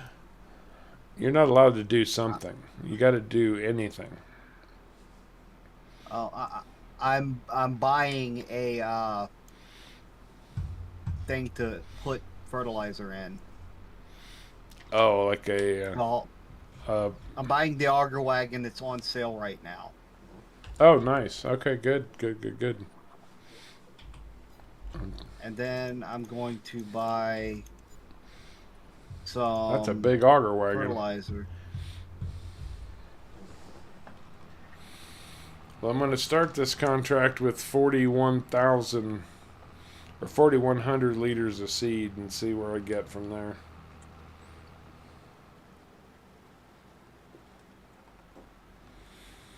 It does have a ridiculous amount of gears, doesn't it, Redshift? Where is your Fent at, by the way? It's at the shop. awesome. I'm gonna borrow the Oh, fan. by all means. It's faster. Very much so. Like, by the time I'm done with this seeding contract, I would expect that you could be done with about 5 or 6 fertilizer contracts.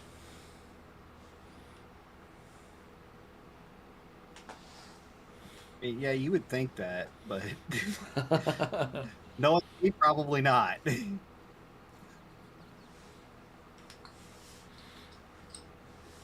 Let's see, that's 4, 5.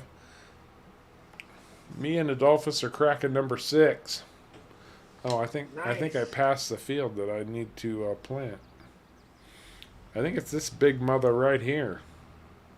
It's field 18. Looks like it is alongside you, yeah.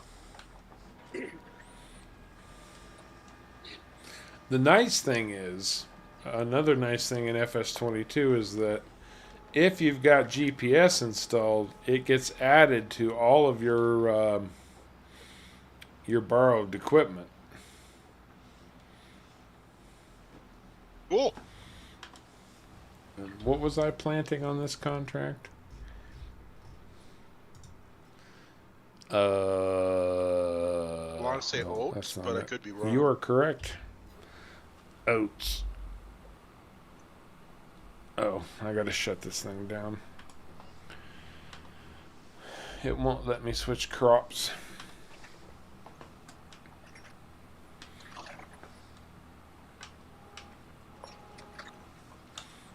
Guys, I gotta get out for a little bit. I will be back later. All All right, man. Take care. Take care. How dare you do your job while we're having fun here? Somebody's gotta work. Yeah, you're a UPS driver, like you work. Somebody asked me the other day, "You still work at UPS? You've been there a while." I said, "I hadn't worked at UPS in 20 years with the job that I have now."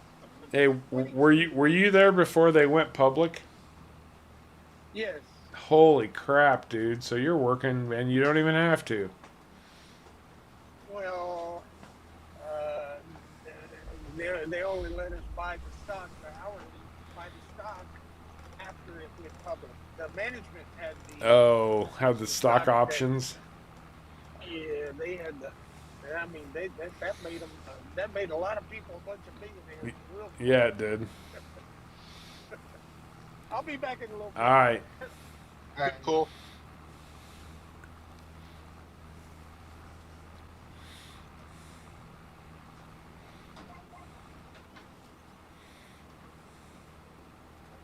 I think he is a little bit down the road from me in southern Texas. Yeah, he's definitely Texas. I just don't know where for sure.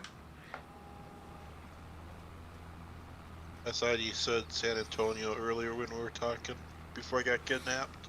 That works for me. Too cool from San Antonio. Whether he is or not, now he is. Furry. Man, I feel like I just unpacked all of this stuff and got settled in here, and now I've got to pack it all back up again and move. It'll be worth it. It'll totally be worth it. It's one of the best things that's ever happened to me. Following up one of the worst things that's ever happened to me, so how bad can it be? Gold Rush the game. I have never played Gold Rush. You guys familiar with At it? least, no. I have it, but I've never played it. was gonna say at least you like your new coworkers, Harv. I do. One of them quit already, though. Oh no. Well, I mean, to be fair, she didn't quit because she didn't like the job she was doing. She actually left because she got offered a job she couldn't refuse. Fair. She was actually sad to leave.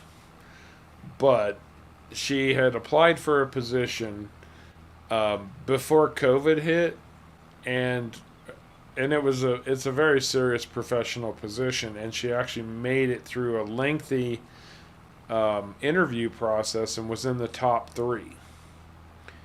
Oh wow. They didn't hire her at the time, but because she had done so well, they kept her on the records and said they'd let her know if something else came up. Well, just recently they let her know something else came up, and it's a significant pay increase for her. It's an opportunity for her to learn some new skills. Just too many things for her to walk away from. And there's no malice there on the part of her supervisor or her or anything. In fact, I'd say they're kind of almost like best friends. They both have real similar backgrounds. So it's good. It's really good for her. Not so great for us. But we wish her the best because it's obviously something that's going to serve her very well in her future. So. Sounds like a once in a lifetime shot, yeah. Yeah, it's good stuff, man. You got to be happy, even if it doesn't work out for you. You got to be happy for the fact that somebody else has some success in their lives, right? Without a doubt, yeah. Too many people get jealous or petty or bitter or whatever about stuff like that, and I'm like, man, if you want people to build you up, you got to build them up, man. Maybe she'll throw a lifeline one day and bring you over. No, I mean, I'm at this point, I'm good.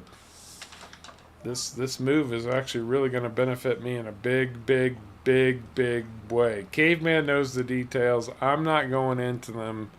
It's ugly. It's actually a little bit painful. But it all worked out in the end, and I walk away victorious. And I would throw that out there to each and every one of you. If you feel like you're in a no-win situation, focus on what you can do. It's not about being trapped in a situation. It's about what are you going to do to move forward and get out of it. And you have to crawl before you can walk. That's not even what I'm saying. I'm saying take action. Do it logically. Do it professionally. But take action to get out of your situation because life is too short to be miserable at a place you spend half your life at. That's also a reason you should have a really good bed. That's a really good point too. Yes, and make sure you have a really good bed because you spend a third of your life there at least. Mine's more like a quarter, but my new favorite quote of all time, and I actually got this from my new boss. And I know it's a movie quote, and Lifehawk will probably jump all over it in a heartbeat. But it's, don't take life so seriously. None of us get out alive anyway. I love that quote because it's so appropriate. None of us get out alive, so why take it seriously? Love it. Absolutely love it.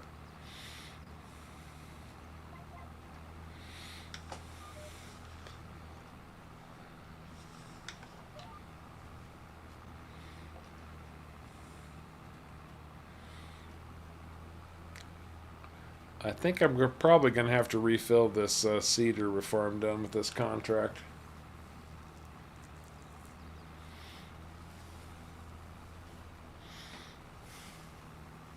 Oh, and I actually just saw where Redshift said they wanted the AE86. The not the American one. Yeah, like I wouldn't want the American one either. I'd want the JDM one with the W5 in it.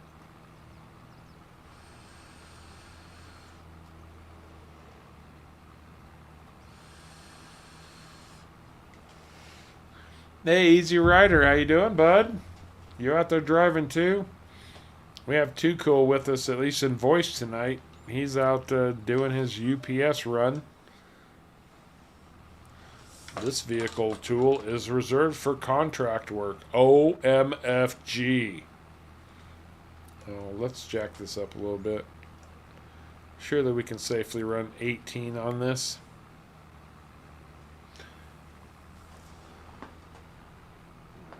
I'm gonna butcher your name, my man, but with apologies, Kulwant Kuar. That's a spectacular name. Hello, how are you doing, man? What's the good word?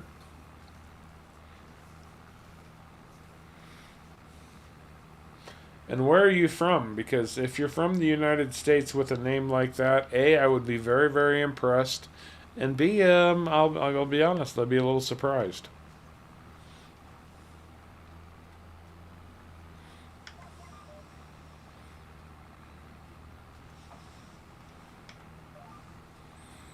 And since this is a contract, no, I'm not trying to be exactly, perfectly exact on every pass. Parked for the night, but the weather is not to your liking. Where are you at? Where are you parked at for the night, man? Yeah. And is it snow?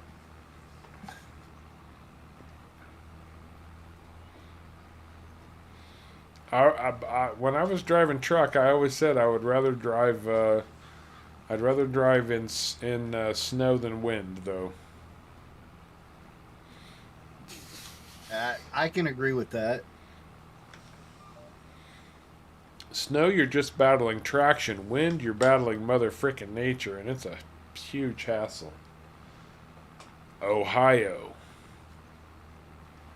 And yes.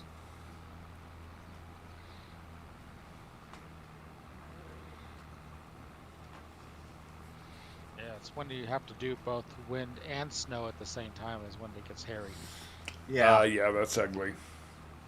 Yeah, that's ugly. Ugly.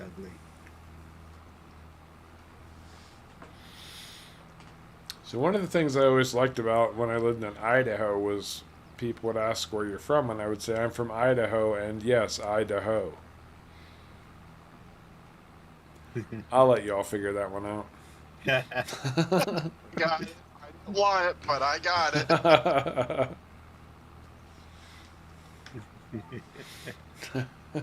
And that's an old one.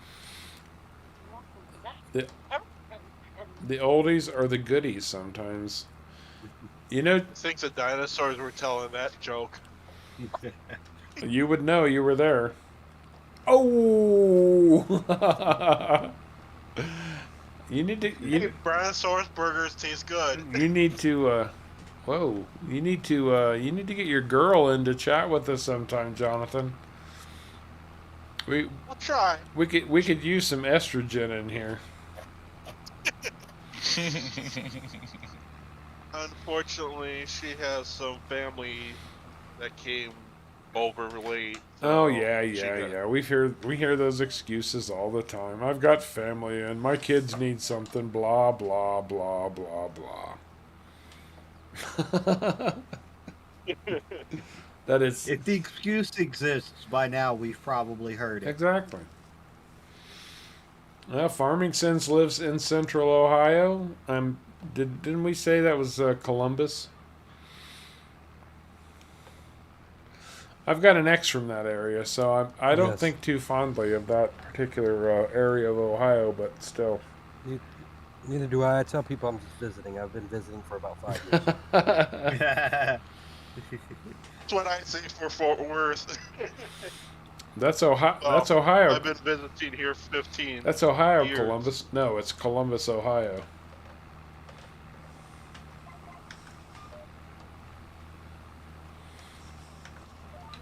Now, for those of you who wonder how to do seating contracts, this is how you do them at warp frickin' speed and make your turnarounds as fast as possible. We don't do any wimpy helper turnarounds. We just whip it around, and who cares if the edge of the field gets planted or not? Just whip it. Whip it I good. think it's only like 80% Whip of it the real field gotta be good. done. I don't think I have seen the movie Cobra, Eric. Kai? No, not Cobra Kai. That's a TV series on Netflix, based on the movies. Karate The Kid. Karate Kid. Yes, Which actually, it's not bad. I have seen all of the episodes up till now of Cobra Kai. It's a little bit hokey, a little bit cheesy, but so were the Karate Kid movies. But no, I have not seen the movie Cobra.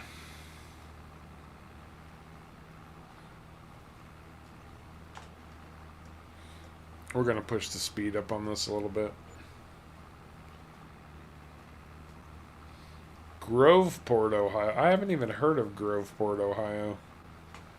I thought it was Graveport first. I'm like, that, I have to reread that. Graveport. All right, Sins, you have a good night, bud. Have a good night.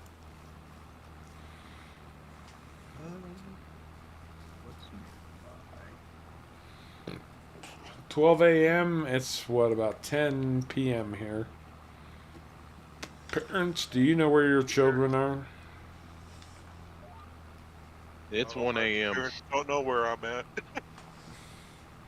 Yeah, but you live in Indiana. Time means nothing there. Pray for me.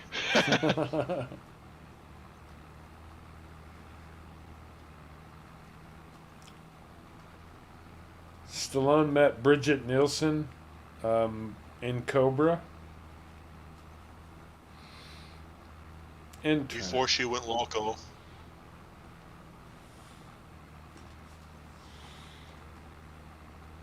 Was Cobra before Rocky 4? Because she was in Rocky 4 too.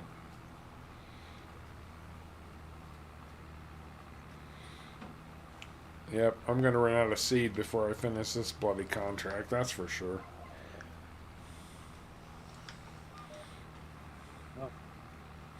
I've knocked out one fertilizing contract. I saw that, and it was a hardy one too, like 45,000. Yeah. One on field 10. Man, we got all kinds of Texans here. Michael's from Mesquite. Jonathan's from Fort Worth. Mr. Swede is from nowhere near Texas.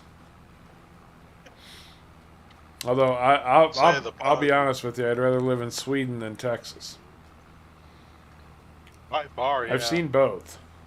I've seen Texas in real life, and I've seen Sweden in pictures. And I would still prefer to live in Sweden. Pictures of Sweden supersede real life Texas. My apologies, all you Texans. Would be glad to move back up into the subarctic area. I grew up, and I miss the Minnesota winters. 70, Ice fishing rocks. 74 miles south of Cincinnati. Well, you're practically in Kentucky at that point.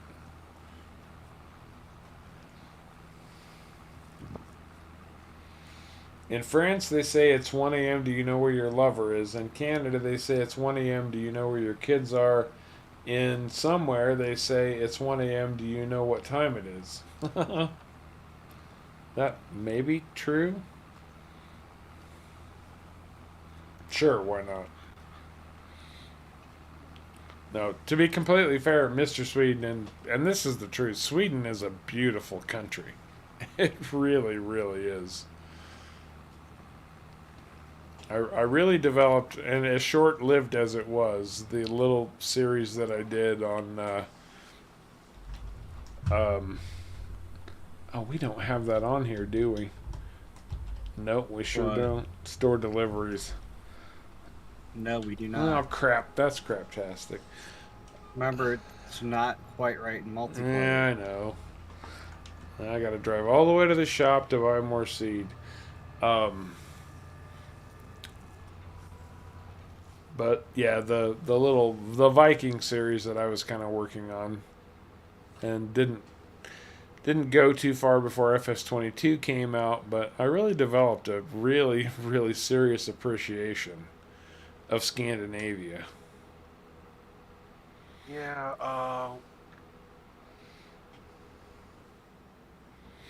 Oh, see, you're practically neighbors with Michael, Jonathan. He's like an hour away from Fort Worth.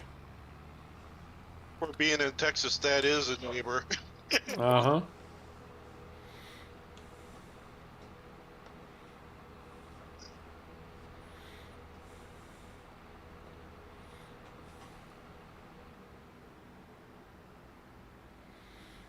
It's a really big difference between north and south of Sweden. Well, yeah, you start getting up north, Mr. Sweet, you're practically in the Arctic. Like you can see polar bears in Sweden if you really want to. If you work hard enough.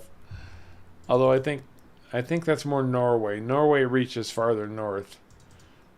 But anyway, it's I mean, literally Scandinavia has polar bears if you go to the right place.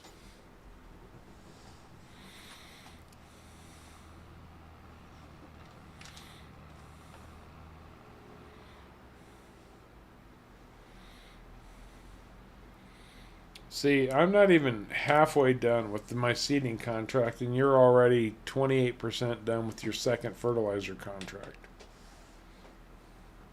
Yeah. Still doesn't mean I like doing it. I know, whatever. You know you're addicted to farm sim when you say, I've been to Sweden from a farming map. Well, maybe. Don't judge me. Stop judging me.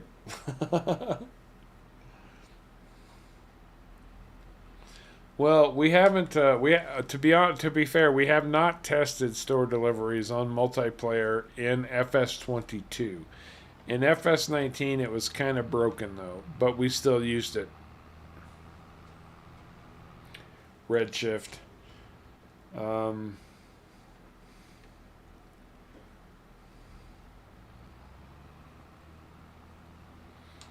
Oh, so he's saying you can't if there's more than one person on the server, you cannot reset the delivery spot. That's the trouble that he's found.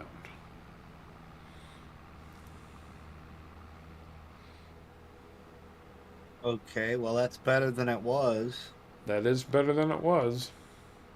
because we couldn't like it'd be only like one person could actually set a spot is the issue we had, regardless of how many people were on the server.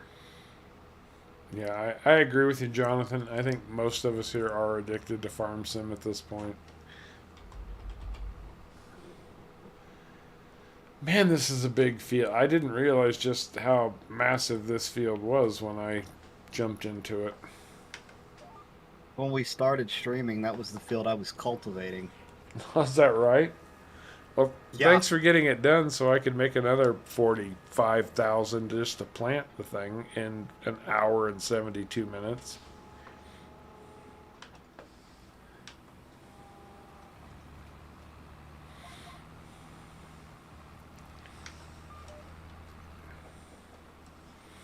Whip it.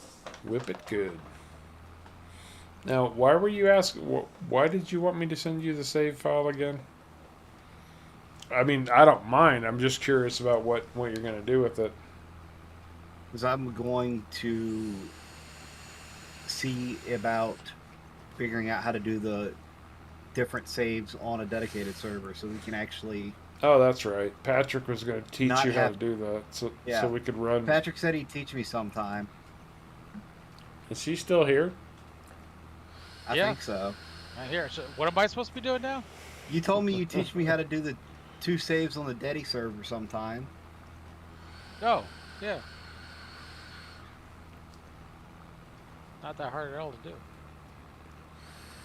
With multiple maps? Like to be able to run multiple maps on the same Dedi server so we could switch from one to another? Yeah, I mean, you could do it. I mean, you could, if you mix all of the 2 maps on the same server, you could deactivate one and then reactivate the other one as long as you had the same mods and then just select a different game save. Well, that's what Caveman's talking about. Yeah. Right. Yep. One's base game and the other's the mod. Yeah. Absolutely, you could do that. I've done that multiple times.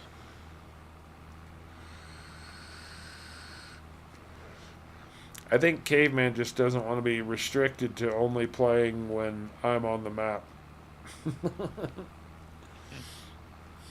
part of it. Well, I mean, like, this is an impromptu map. We're going to play it when we feel like it. We're not going to play it, but Caveman obviously has more time to play right now than I do because of my work situation and traveling every week. So it makes sense that he'd come on and advance things. We're not. Because on our Elmcreek playthrough, like I said, we pretty much keep that pretty strictly to a straightforward playthrough. This is a problem. This is the problem you run into when you don't line up your GPS quite right and activate it. See, look at that. You have made what, $80,000 in the same amount of time that I'm halfway done making $45,000.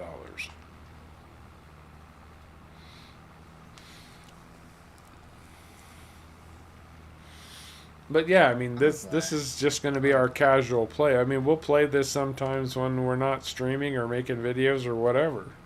So, yeah, he should be able to have access to this, and that's cool with me. And we'll run the same mods as we run on the Deddy server. Yeah, I mean, we're doing that now anyway, so. I'm surprised that Patrick's little mod manager didn't delete the Hobo Hollow map when we joined the Deddy server last week. Remember we disabled that. We disabled that so it didn't. That's right. Eric has 1 year of farm sim so far, but once he gets a wheel, he'll have a lot more hours. I can't argue that point. The wheel's made a real difference in my gameplay. It really has. Yeah, I just bought a stick shift, and I'm interested in seeing what that does. Good night, Michael. Take care, man. Good to have you with us for a while. Night, Michael. You'll have to let me know how that goes. With stick shift. Yeah, I'm interested to hear. Yeah, well, you know how it sometimes shifts up inappropriately. Oh, yeah. So I'm hoping that will actually, I'll be able to improve that. And I have to say this before, well, I mean, I don't know that we're going to cut out anytime soon necessarily, but where is Harley? Harley Quinn. She's probably lurking, but I'm going to call her out just because.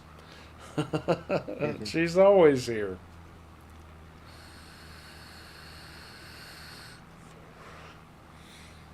No, I mean, if it works for you, that's great. It's a little more realism than I necessarily want to get into, but I know lots of people like to dig that deep into it all.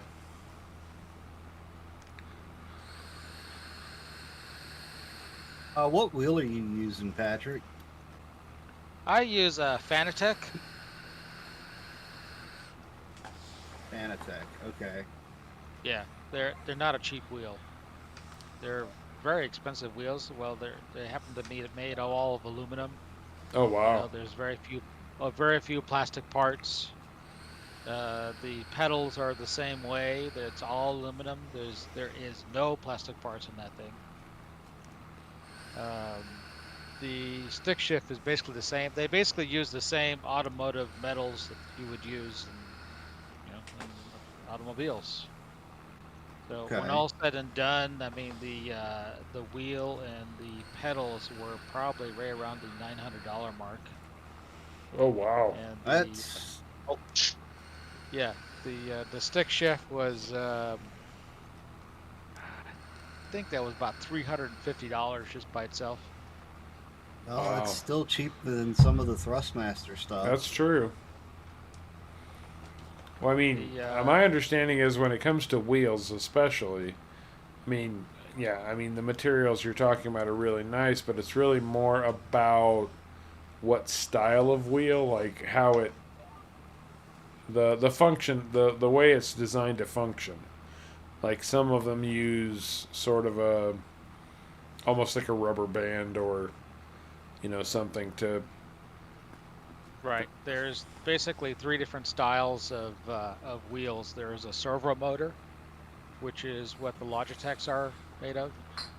the Thrustmaster and the current Fanatec I have are basically belts. The Thrustmaster is a single belt. Mine is a double belt. So that way the belts tend to have a bit of a stretch, and the double belt prevents some of that. And then the next level up above mine is what they call a direct drive. Direct And drive. those, Yeah. yeah, those simulate real life things pretty darn well. And of course, 6 months after I bought mine, Fanatec came out with a direct drive in the same exact price point as my belter. Oh man. I was like, oh man, you got to be kidding me. Really? Yes.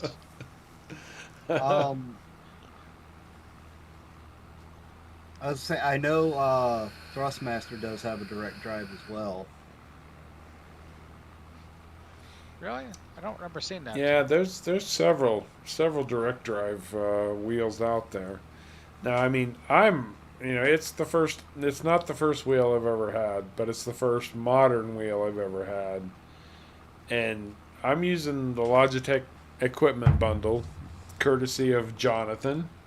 Thank you again. I've thanked him like 10,000 times now, but it really has made a big difference in my playability. But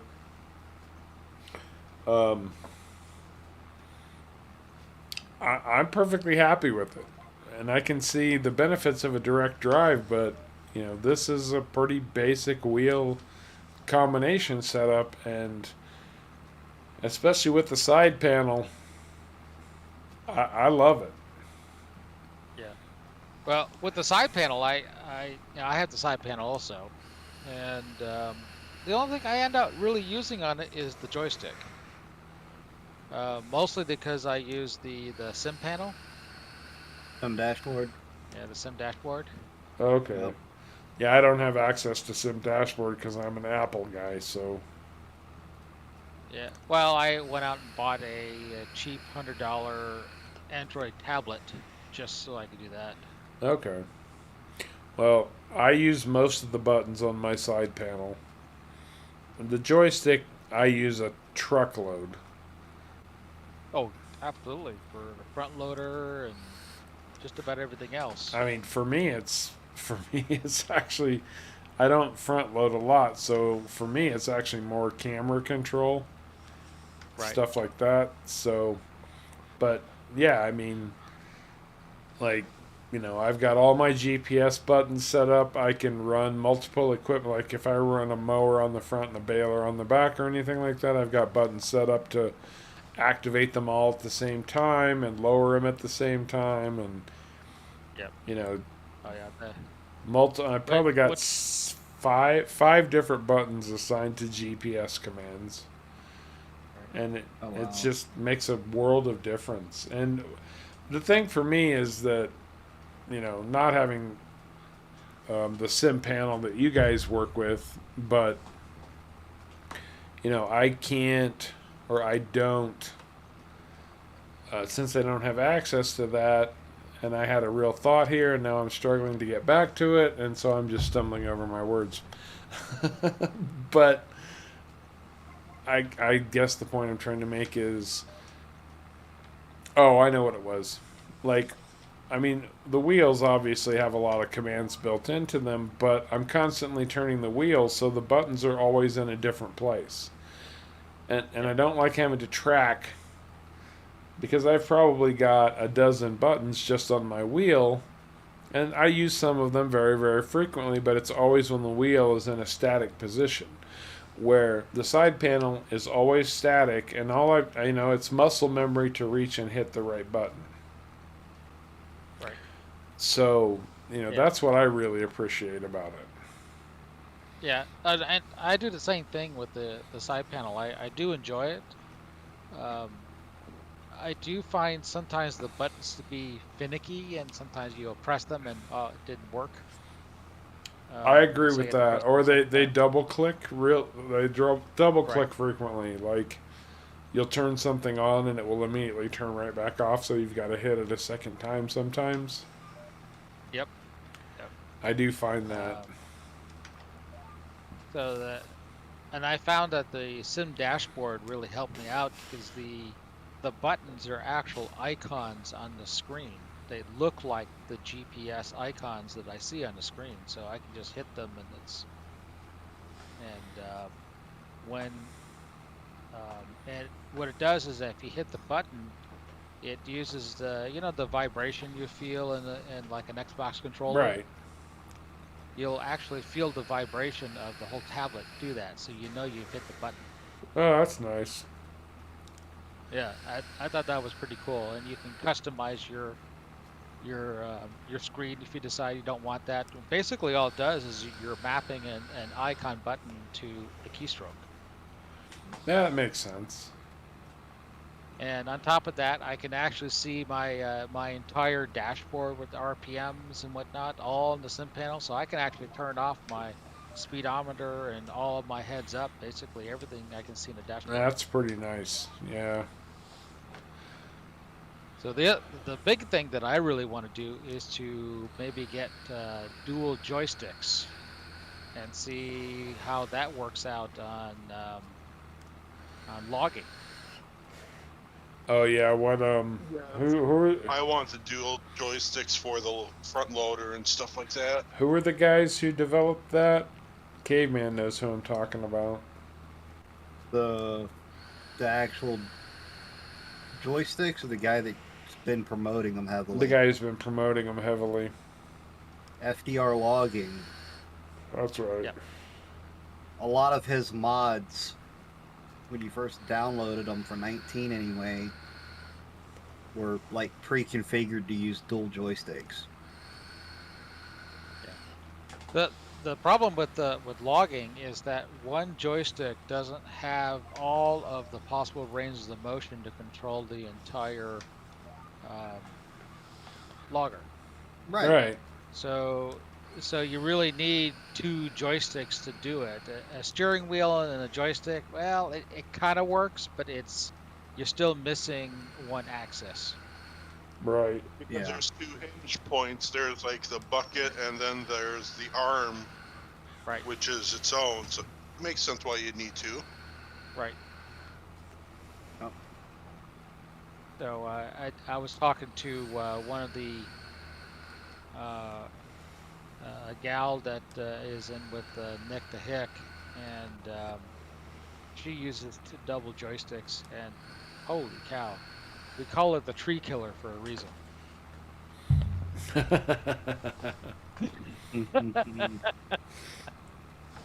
The tree killer with dual joystick. I don't think you can say that in this cancel culture world about a female now. Right. Boy, she's fast, let me tell you. So I've gone through at least 8,500 liters of seed on this frickin' contract, and I'm still not done. But I'm close. So, sorry guys, I'm cheating some seed in.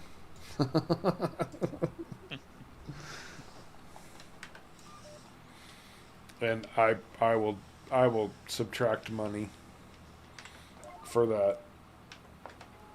Probably a couple thousand, and then just send whatever seed is left over back.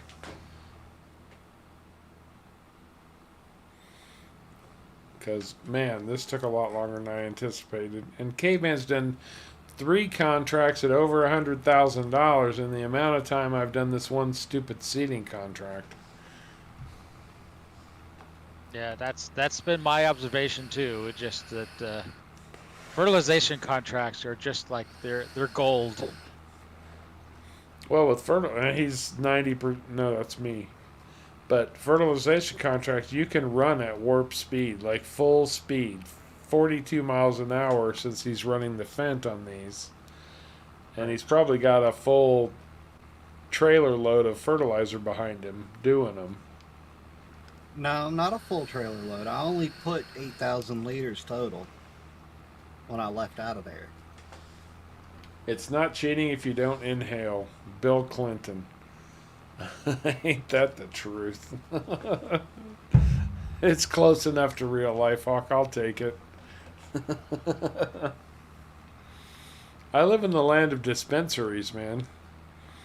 So there, I mean, it's actually kind of funny because I have to drive to Reno every week for what I'm doing right now, and there's these gigantic I mean, massive billboards that are like the best dispensary in wherever I'm at.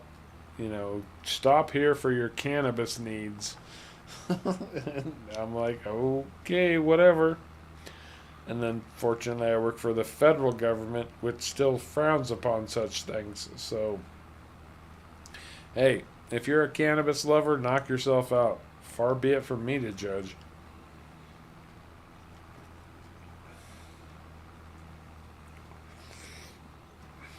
Ain't no judgments Good read. here. Really nice to have some daylight right about now. Well, I was just thinking, did you just pick up another contract? Yep.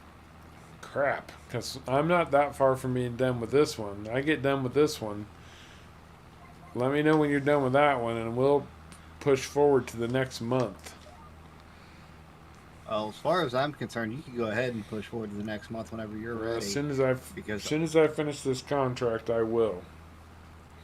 Because I can't see where I've been and where I haven't. I know, and people can't see jack about what I'm even working on at this point.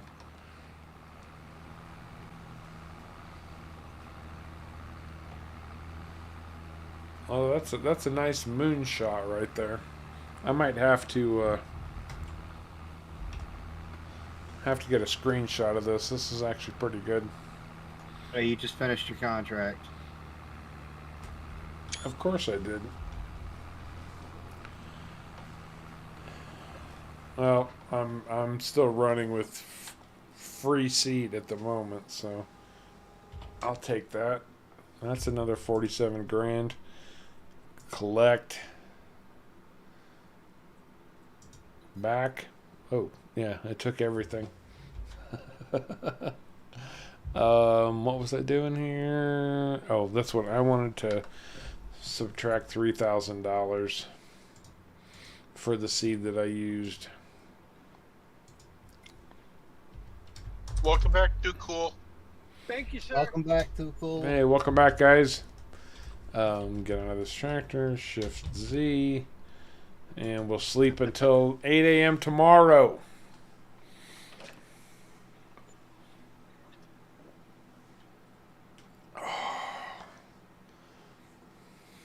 Cobalt comes back into the room, and y'all are talking about Ford. I come back into the room, and y'all are starting to go to sleep. Sleep? What's this sleep you're talking about? Sleep until 8 o'clock in the morning, what you just said. K-Man, did you want to harvest potatoes? Ugh. Uh-oh. Uh-oh. I've got... How much does it... I got field... How much does it pay? I got field 48 at $44,000 to harvest sunflowers. I'm taking it. How much is a potato harvesting contract? $50,000. I'm going with I'm going with the sunflowers and borrowing the equipment.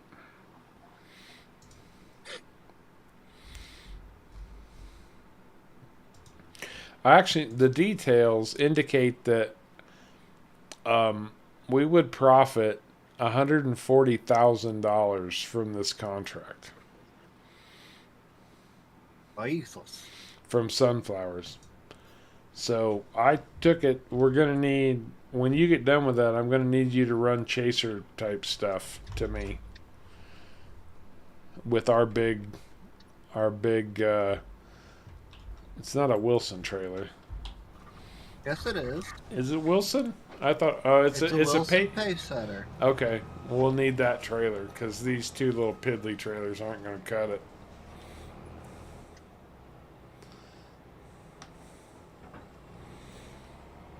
I just got to figure out where in the heck I'm going to harvest these things.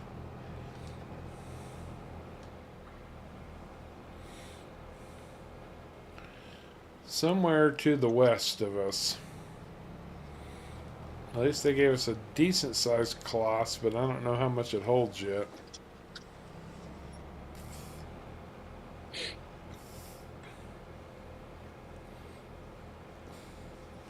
Eric wants to know, Patrick, do you play American Truck Simulator? Occasionally, I do. And he's asking if you're playing with the setup that you have with the shifter and all of that. Oh, well, I haven't really gotten the shifter involved yet because it's still in the box. Oh, wow. Okay. Shifters are a thing of the past. Right. Oh, talking about shifters, whenever I was in the shift stick, I got in so much trouble. You know, second gear, shit, I don't know what the head is. I go to first or third. You know? Yeah. Where was that? Yeah, I got pulled over for speeding so many times because I don't know the Oh, there it is. I just love the RPMs, And then I finally figured out that if I got it automatic, I stopped speeding because it was no fun anymore.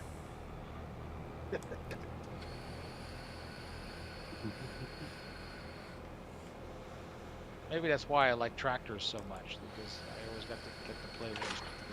There you go. That's what I always say. Like, the tractor is the ultimate off-road vehicle. So, why would you ever need like an ATV or anything like that? You got a tractor. Yeah. Tractor is an awesome thing. That was probably the sole reason I went to work on my uncle's farm all the time. Was just hey, I got to drive the tractors, the snowmobiles. All of the machinery. One of these days, when I get high enough up in my position, I'm going to start bribing some of these farmers around here to let me go out and drive their swathers and stuff.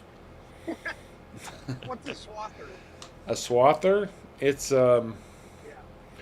we had a few mods of swathers in FS19. I don't know that we've seen them yet, really, in FS22, but they're basically machines dedicated to mowing and windrowing grass type crops like alfalfa. Oh, okay. They're hay the cutters. Yeah, kind of like the Big M. More specialized than the No. Big M. Right. Far more specialized than the Big M. Holy crap, this is a nasty looking field. This is a big field of sunflowers, K-Man. It's a really big field of sunflowers, I gotta tell you. This header they gave me is not nearly enough to manage all of this. Wow. So I guess when you're done, you'll have a sunny disposition then. Yes. He who would pun would pick a pocket. Get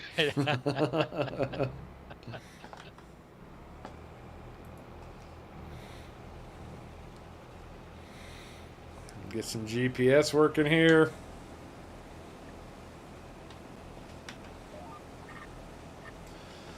Oh, let's get some real speed working. 12, 13, 14 miles an hour would be a good setting. There we go. Patrick, I like your jokes. and the conversations that you and Matt Nex have are just nothing but sheer entertainment. Good for a Friday night entertainment, if you remember. Lifehawk says Shifter in a Box is a bad horror movie. That's probably true. Well, I'm unpacking it as we speak here. Oh, cool. Cool. Cool.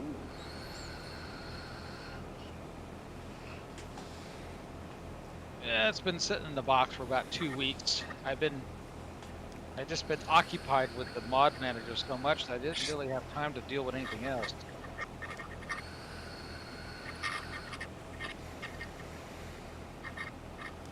Well, we greatly appreciate you making the mod manager. Without a doubt.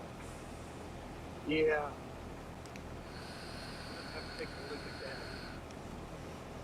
even though I won't use all of it, but what I hear, got some pretty neato stuff in it. It's good stuff, man. It really, really is. Yeah.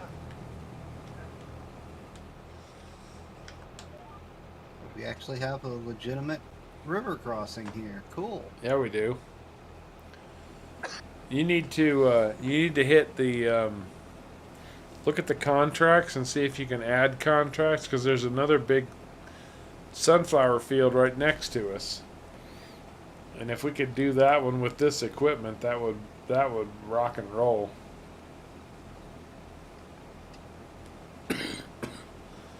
Bruce, to be honest, if you're trying to do Hobo Hollow with small equipment, you'll probably end up plucking your own eyebrows out with a pair of pliers. This is a big, big field map.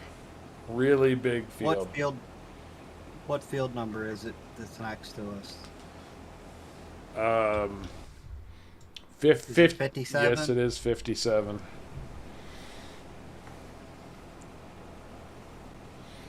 Yes. Okay. 59,000. You want me to accept it? Oh, yeah. Accept contract. And hurry up and get here, because I'm already half full. I gotta find. I went past you. Dude. Don't sharko me now.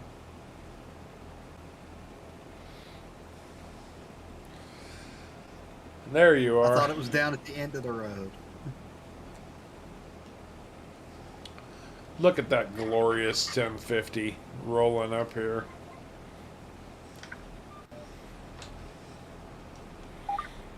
I'm not slowing down either. So we needed the 12-meter header for this. We'll pretty much finish the stream harvesting sunflowers. This is not going to be pretty.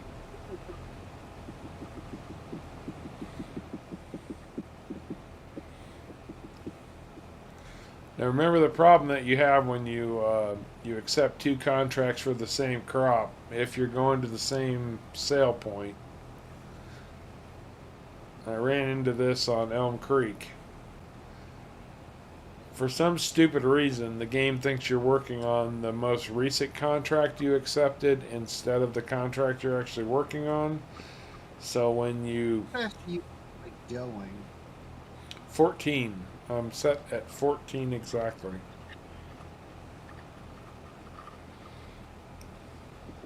Okay. Yeah, but I don't know why it does that weird stuff. We'll get it sorted. You know, there are times when I just have to say, I don't know how Lifehawk's mind works, but at the same time, I don't really want to know, but I appreciate where he's coming from. Don't Sharko Me by Mary Blige topped the charts in 2021. Yeah, okay.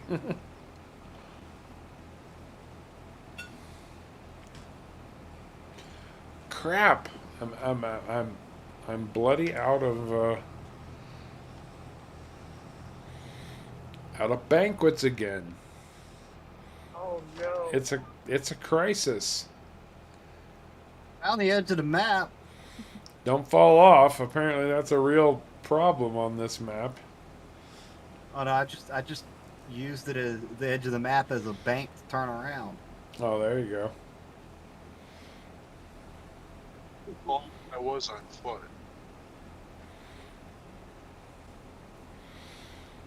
Well, the suggested working speed here is 10, and I'm running 14. I don't feel comfortable going much above that.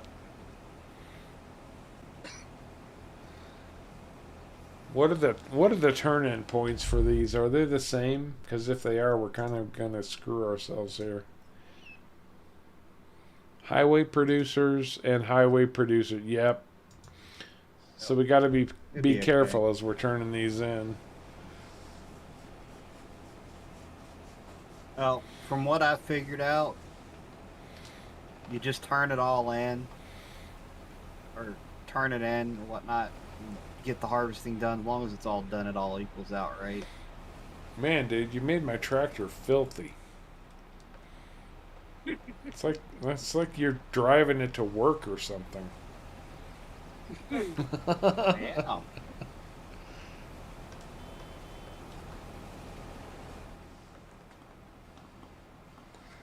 I'm really disappointed they don't make the horns on these things much more powerful.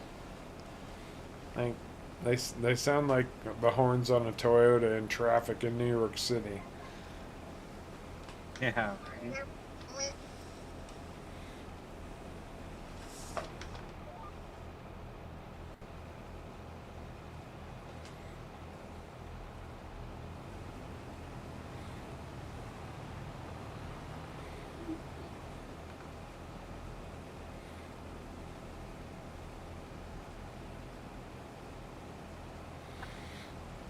That's a good screenshot too. I like that.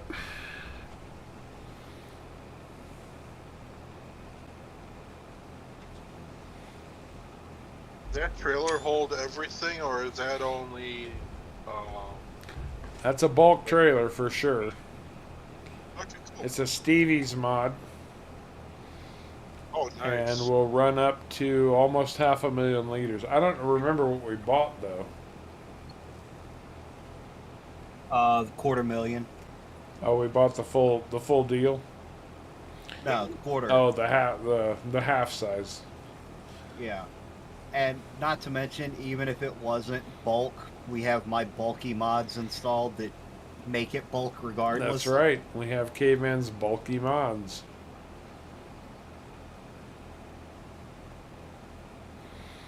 So now the question is, do we build an oil factory with for all of this sunflower, or do we just sell it?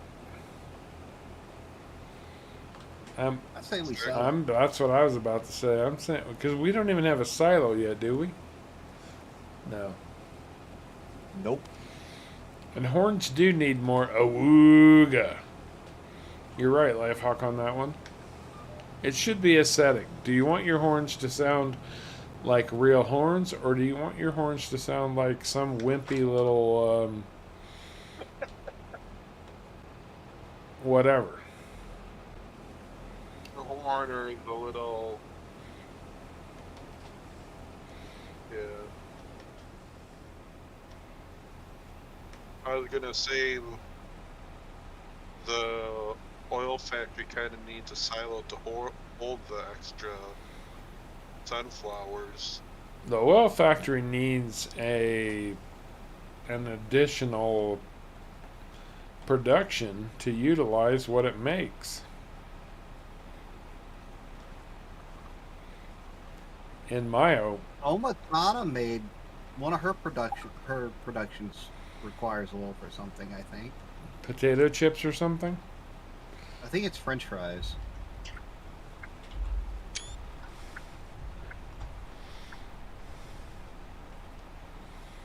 Oh, that would make sense. French fries. Man, that Fent looks good. Thank you so much, Stevie. I really like that.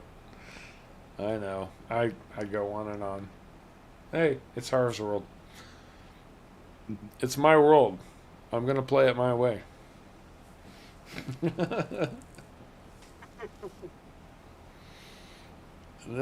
These are two really freaking big sunflower fields. I'm almost tempted to buy or to lease the bigger sunflower header because it's so dramatically huge over here. Yeah, we're 10% complete on this. This is 10%. That was 10%. That's what it just said, 10%. Jesus.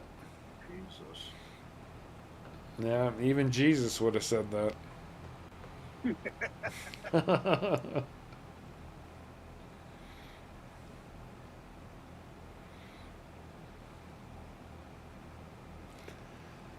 Oh, anybody got any really good plans for the weekend?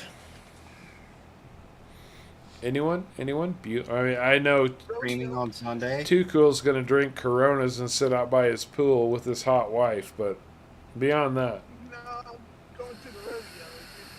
oh, that's right. He's going to the rodeo. I've been to a few rodeos, the Caldwell Night Rodeo in Caldwell, Idaho, a few times. I was always rooting for the animals. It can get nasty. I wanted the bulls to win the bull riding contest. I wanted the Broncos to win the bucking bronco contest.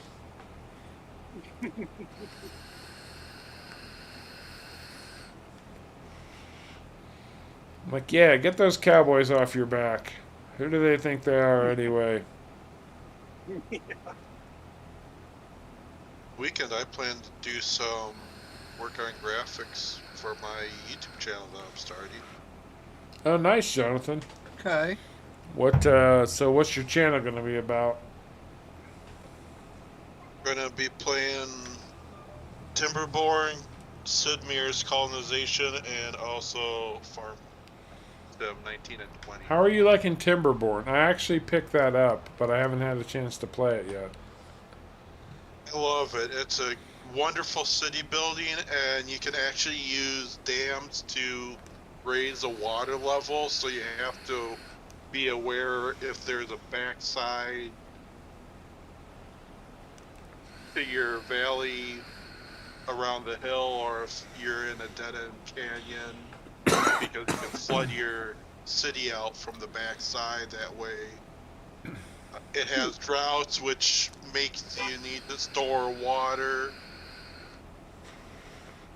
And Timberborn is the city builder that's focused on beavers, right? And we're talking about the animals, people. Beavers, the animals. Oh. Okay, gotcha. Yep, it's a city full of beavers. Nothing wrong with that. The animals. Oh,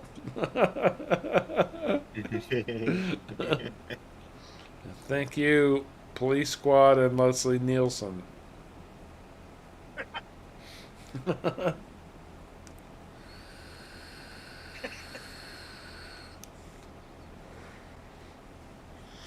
No, You like the work culture. it looks really interesting. I'd like to get a chance to play it at some point. I just haven't had a chance to dig into it yet.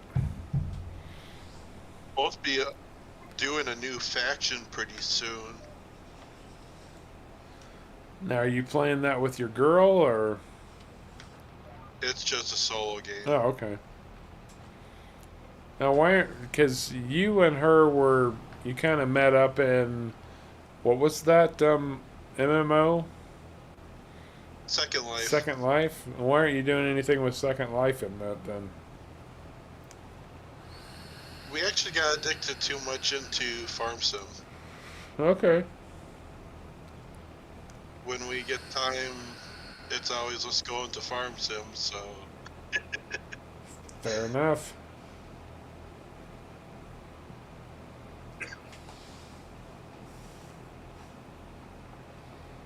There's a company called Beaver Fit that makes exercise equipment for the military.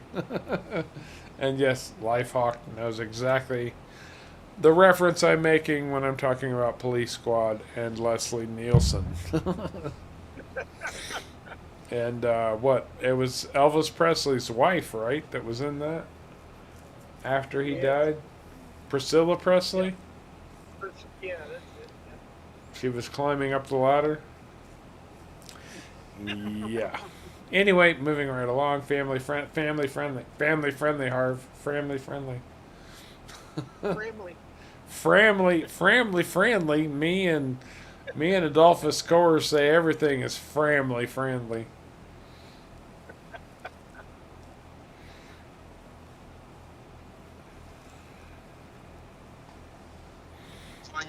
As long as you can enjoy the view. Exactly. It's all about the view. Mm-hmm. Yeah, I've never unlocked the Iron Teeth faction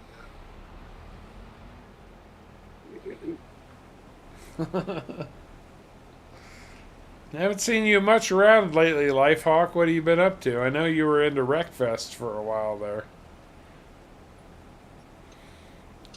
Lifehawk's had more fun crashing vehicles than he has growing soybeans. Well, to be fair, crashing vehicles is a lot of fun. It is a lot of fun, and I have played Wreckfest. It's a good game. Yeah.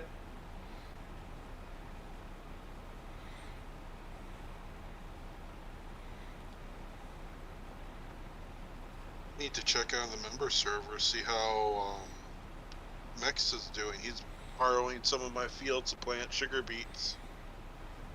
He's borrowing your fields. Yep. Well, we keep telling the members too. If you're ready for a new map, let us know. As long as it's on ModHub, and crossplay compatible, we'll swap maps at any time.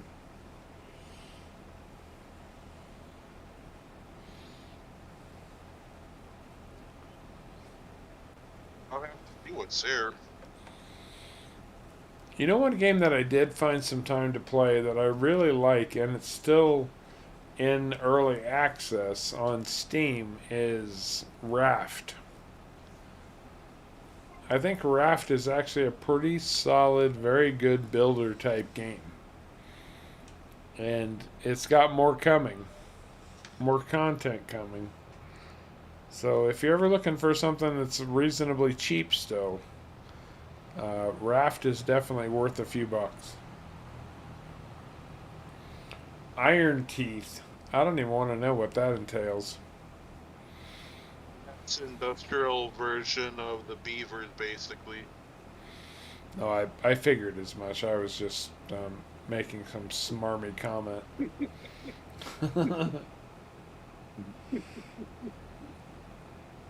I am Lifehawk's FS connection. Oh, good. Now I can start making up crap and pretending like it's truth. Lifehawk, did you know that they just came out with a harvester on ModHub that will clear an entire field in one pass, no matter how big it is? You got to check out that mod, man. And it only costs $1. And as you're harvesting the field, it completely fertilizes and replants it for you. And it only costs $1. He's gonna be lost when that's not modding anymore. He's gonna be what? Lost. Oh, without Beck's modding anymore? Yeah. Yeah, you know. She's got to do what's right for her. Oh, I know. I agree.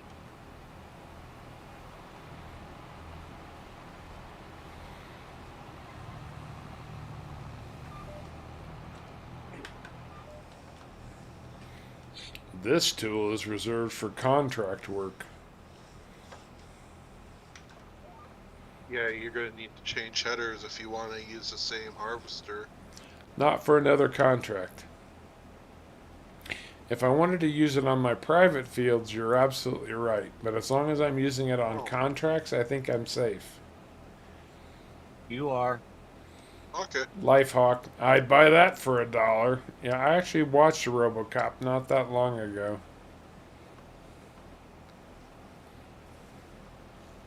It would. The flamethrower now would clear the field quite quick. And good fertilizer, too. Come on. I actually saw a video not that long ago of a harvester that burst into flames, and the guy had gone and got his John Deere quad track and a big cultivator and was just racing the flames to try to cultivate under part of the field to block the fire from spreading and wiping out his entire crop. There was a few videos like that where neighboring farms would get together with their cultivators and do that. Mm-hmm. It happens more often than you would think. balers run super hot and they will catch on fire. And obviously, they've got extremely flammable stuff in them. I mean,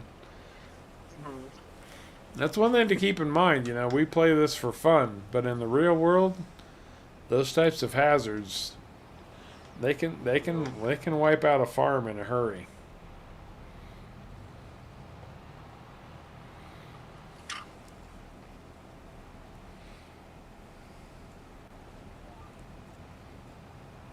Like seeing it when it's a grass fire where they're not out billions of dollars for machinery kind of thing. Yeah. I'm not saying seeing a grass fire is good, but at least it's not a baler or harvester going up in smoke. Right. Well, and to be fair, you know, all of that equipment is insured, but still, you've got deductibles, and when you're talking about, even if you've got a 10% deductible on a $500,000 piece of equipment, that's $50,000 out of pocket almost immediately. And I'm actually pretty sure, Lifehawk, that I have watched. I've watched some of the movies that made us,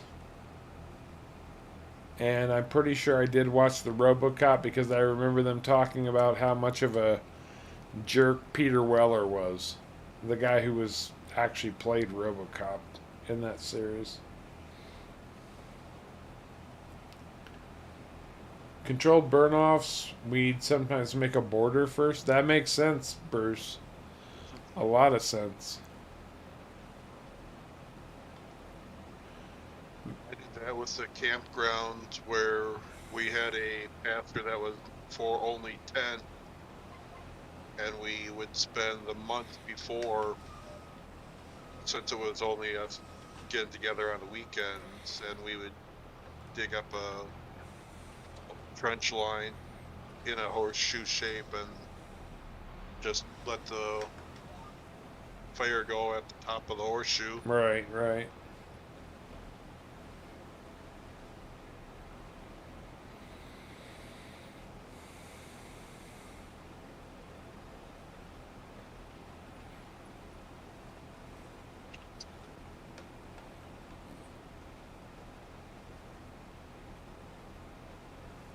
Campground had a old pickup which was converted into a grass fire truck basically. That was fun. Getting to use a converted grass fire truck.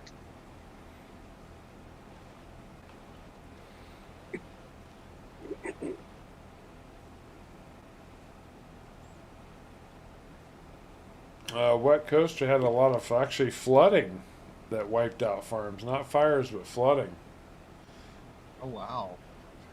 Now that's a real thing. You know, it's somebody that one of the girls I was talking to in the office I've been working in here. She had visited the Midwest and she was shocked when she realized they had no pivots. She was like, "How do you grow anything without pivots?" Now, anybody who doesn't know what a pivot is, it's a huge sprinkler system, basically. You don't grow anything in Nevada without a pivot or some type of irrigation system, because obviously it's a desert. Right. And so, you know, she was very surprised that they had no pivots available, and they had to explain to her that in the Midwest we don't need pivots, we have Mother Nature. But there is a downside to that, because sometimes Mother Nature doesn't bring the rain you were expecting, and sometimes Mother Nature brings a whole heck of a lot more rain than you were expecting. So, In Minnesota, we always had the spring floods. well, that makes sense. Yeah. Yeah. Well, and you know, the Nile River in Egypt and Africa actually depends on the flooding of the Nile for the river to replenish their croplands with fertilizer so that they have good harvest. So, because of the nutrients that the river dredges up when it floods, and it floods out into the croplands, and then it recedes again and leaves all of those nutrients and stuff behind. That's a big deal for Egyptian farmers. So,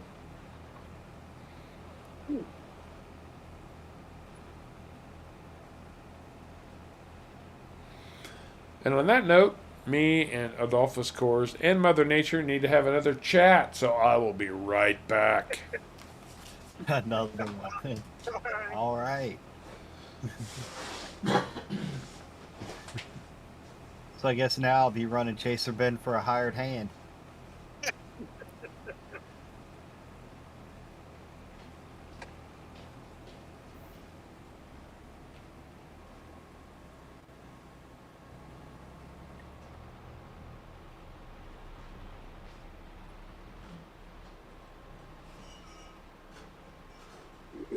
How they handle the turnaround then. Oh, he did decent. He did decent on the turnaround. We're still not there yet.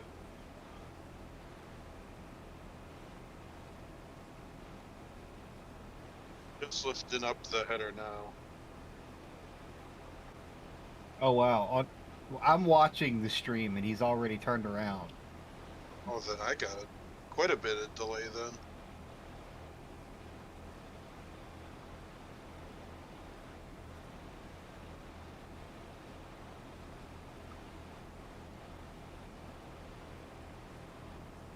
Lightbox. He must have been a Pam Tillis fan. Denial.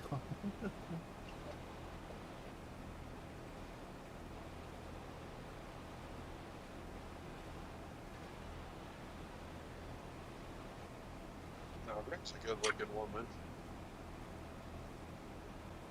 Who? Pam Tillis. Country singer. I'm sorry, I still didn't hear. Pam Tillis. Oh, yeah.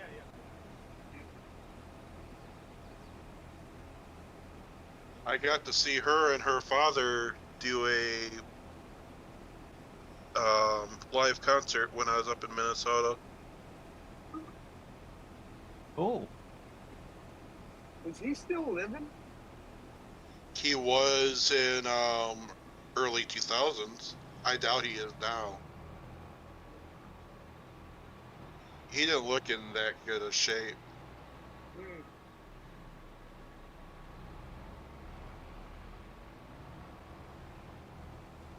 But, you know, he was probably 70 or 80 years old then, 20 years ago.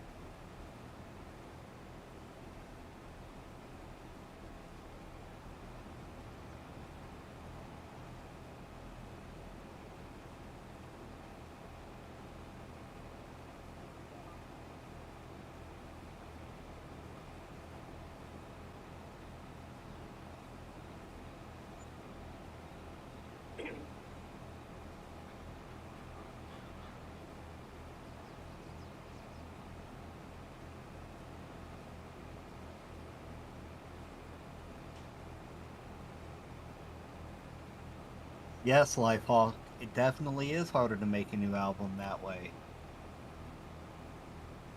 Catch you later, Wet Coaster.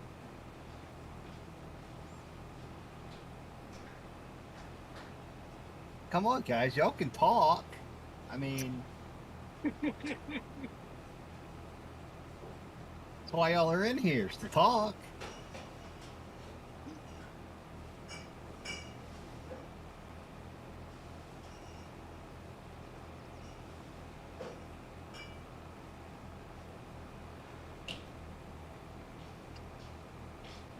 White Coaster gives the pillow some good head then.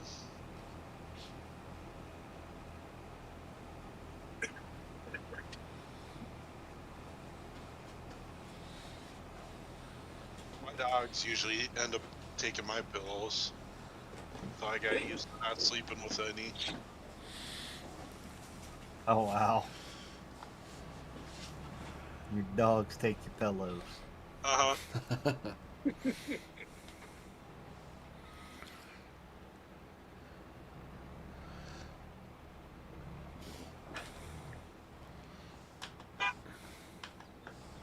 Well, I got a 100-pound boxer and an 80-pound mutt terrier. But between the two of them, they usually take a pretty good chunk of my pillows up. Okay.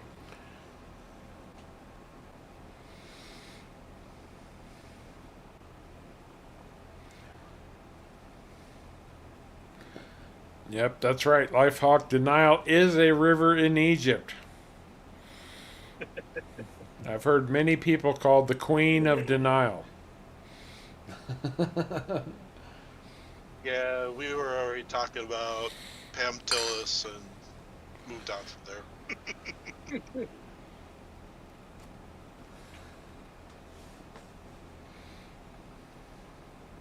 Eric, if you want to do a 4X map solo, I would highly recommend having some decent sized equipment or find one that has a bunch of smaller fields. It really just boils down to the map itself. Yeah, you could start small and But build up. anything over a 4X map, I would highly recommend bringing a couple of friends. Amen to that. Even on a 4X map, you probably really want to start with some friends.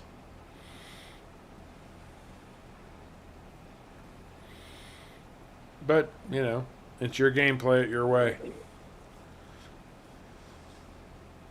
That's the thing about Farm Sim, man. There's no hard fast rules.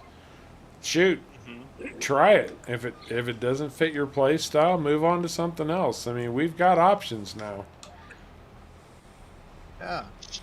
Speaking of maps, that Chainsaw Valley looks pretty nice. Caveman's been talking up Chainsaw Valley. He likes it a lot. I really like Chainsaw Valley. It's a nice map. It is nice.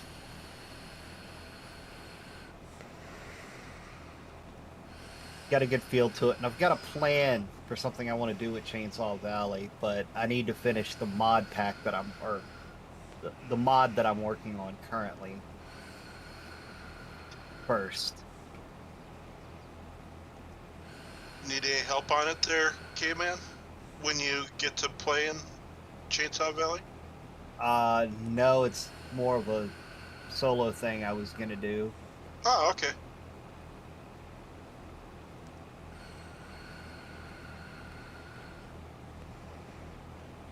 Man, we bit off a lot of freaking sunflowers, dude. Yeah, if we, like I said, you send me the save after this, and we're done for the night. And if we don't get it finished, then I'll get it worked on for later, or I'll work on it later. That's fine. I mean, if it turns out the way that the better mods or the better contracts mod is telling us, we're gonna make a lot of freaking money here. How much sunflower do you have in your trailer so far? 111,000, 112,000. Yeah, we're gonna have a lot of freaking sunflower seed. A lot of bloody sunflower seeds.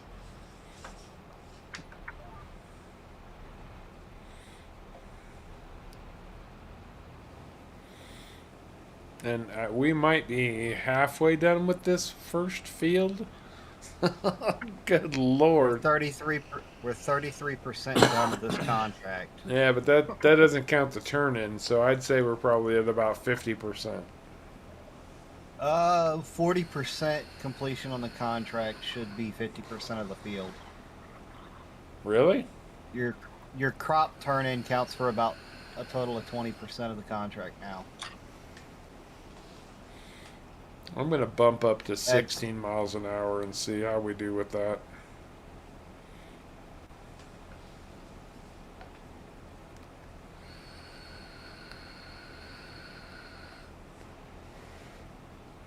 Not leaving anything behind, so I think we're good at 16. Yeah, it seems to be rolling in faster than it was. Doesn't seem to be like burping around on my end, so should be good. Well, I mean, Bruce is looking at Chainsaw Valley too.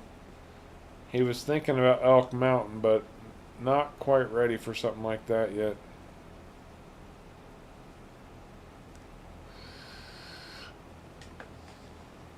Well, and Lifehawk actually brings up a pretty good point. Not, and beyond the joke that he's making there, but the trick to playing 4x map is to be schizophrenic. You know, on a map with exceptionally big fields, it really tests your skills as a farm manager and utilizing helpers to the maximum extent. That's possible. I know people are frustrated with helpers and the FS series in general. I don't think they're that horrible, just because I don't mind doing the cleanup work that's necessary. And they have gotten better since 22 rolled out anyway. And it depends on the map. I mean, European maps are going to be tighter and harder to do. But, you know, for PC players at least, we do have some options with course play now, and we do have auto drive available. I have not personally played or tested either of them yet because I don't want new map saves right at the moment. I know they can jack up a few things because they're really very alpha beta testing phases, but yeah, they are available if you're, you know, looking for some additional helper assistance. So, you know, and if you're gonna get course play, get it from their official GitHub page. Right.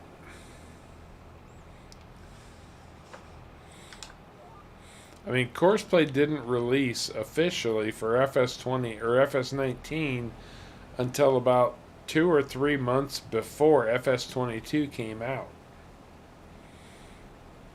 Yeah. And then they finally did release it to Mod Hub, but it took a long, long, long time. That it did.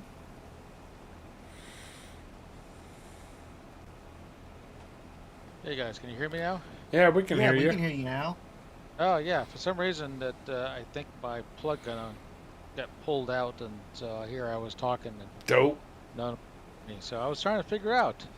No one commented on some of the things I said, which is kind of odd. Sorry, man. That's okay. Sorry. That's okay. It actually happens to me. Right before the stream started, I had to unplug and replug my microphone back in because Discord decided it didn't like me for some reason. Oh. Yeah, it's kind of a bummer. But Caveman was asking, hey, why aren't you talking? I says, I am talking. He gets sick of talking to me. He talks to me all the time. He wants new people, especially those who are more on par with his skill set. Well, that counts me out. Well, Caveman's got he's really good with the textures and modding and whatnot, and I'm not in that same bailiwick at this point. Mostly because I just haven't got to it, I guess. One day I'll get there. I've always said I would love to learn map making. I think I would be good at it. I just don't have the time to learn all of the skills necessary to be able to do it. I really don't. That's one thing I'd like to be able to do. I just haven't got there yet myself. Well, you got to learn placeables first. Yeah, I know. Well, Caveman, myself, and Mad Max M were thinking about a possible, map concept, and it's actually kind of an exciting idea, but we have to prove out some of the concepts first. What how much are you willing to share? About the map? Yeah. Well, um, sure. I mean, I don't care if someone steals it. That's fine. I don't care. Basically, it has a storyline. Imagine yourself, in the year like 2050 or 3050, a nuclear war has happened. You were, put in hibernation, and you just woken up from your cryo chamber, Right. and you see written on the wall that there are time capsules hidden away in underground chambers, and you need to go looking for them to find additional farm equipment. But you will start off with a certain amount of, should we say, replication credits, which will allow you to replicate a horse, single blade plow, and other equipment to get started. And so those other time capsules will allow you to unlock additional advanced equipment. So imagine like a 16x map where not only do you have to do some farming, but you have to do exploration. Oh, And so to open these time capsules, it might require you to put in 10,000 liters of wheat. And then you can get maybe an upgraded harvester. And the missions might be, depending upon what you have for a tractor, might give you additional equipment that's suitable for your particular tractor. Ah, it's interesting. I was thinking that would be kind of cool if I could do this, but I got to prove out some concepts to see if I could actually make that happen. Sure. And just so everybody knows ahead of time, that would definitely be a PC only Yeah, it would have map, to be. because it's going to rely on a lot of scripting to make it possible. Well, So. since I just watched the newest version of Dune lately, let's get some spice farming going on. that'd be cool.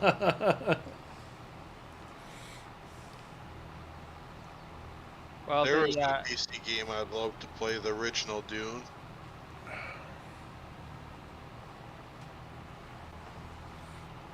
there's actually one modder that actually, for 19, he created a map where you had to farm on the moon and Mars inside of domes. I remember that.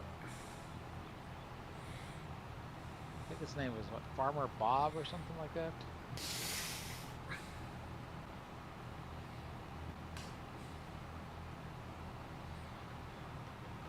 He came out with a map called the Wild,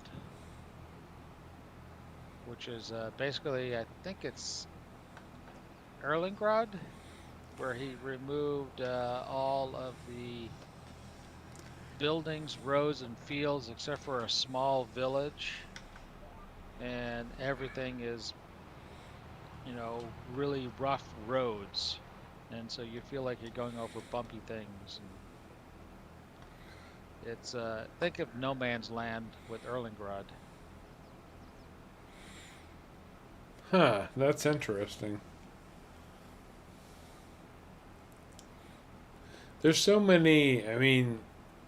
much concept farm equipment out now in the real world that's being tested and worked, and I'm actually thinking of Fent at this point, who has their planting swarm. Literally, they've got it's a trailer that serves as basically a hotspot, and maybe a dozen little tractors that are set up as planters to plant a field, and they go out and swarm plant this field. all autonomously. This is a real thing, mind you. We've seen videos of it working. Caveman and Sharko and I have all checked these out. It's pretty spectacular what these companies are able to accomplish right now. And to see some of that start entering the game would be really, really cool. Uh-oh. I clocked that tree.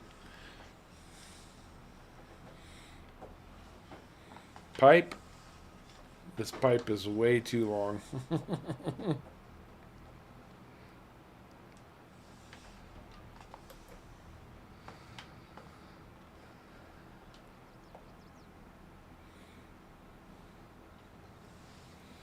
Well, I guess my buffering must be really behind because I'm just now seeing you hit the tree. Yeah, I'm getting that too. That's just standard built-in delay. Yeah. Any streaming software has a delay built in so that if something goes awry, there's a possibility for us to edit it, or for, if people are saying things that don't need to be said in chat, for moderators to, which reminds me, Kevin, where are you? It gives moderators time to edit things before it actually comes up. Right. There was a map called The Colony, which takes place on Mars, and you have to fulfill certain tasks per cycle to keep the colony alive. I'm even simpler than that. I'm like, I want to see, a farming progression from like the 1930s through the year 2010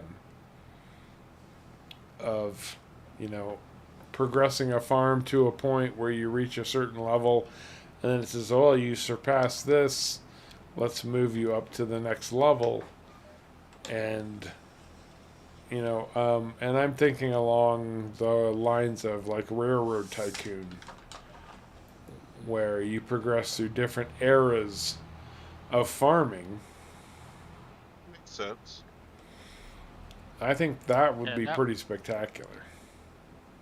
Yeah, that's kind of what I was thinking about the time capsule thing, whereas you start off with the horse, Right.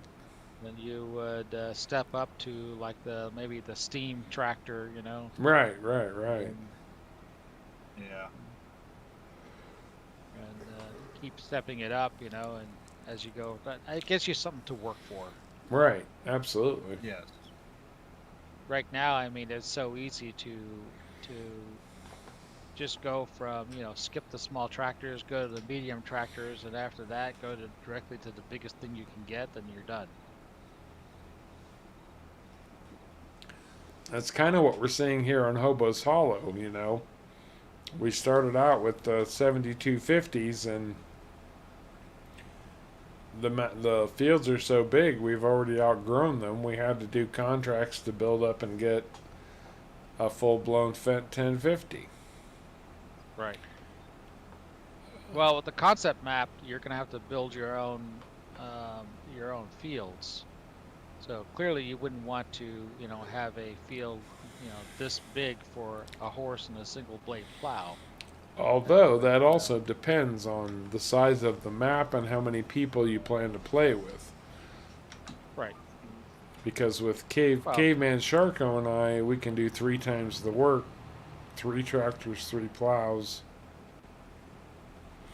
Yeah. So now you have 3 horses with a single blade plow. And you got to keep that in mind too, that people are going to try this in multiplayer with multiple people.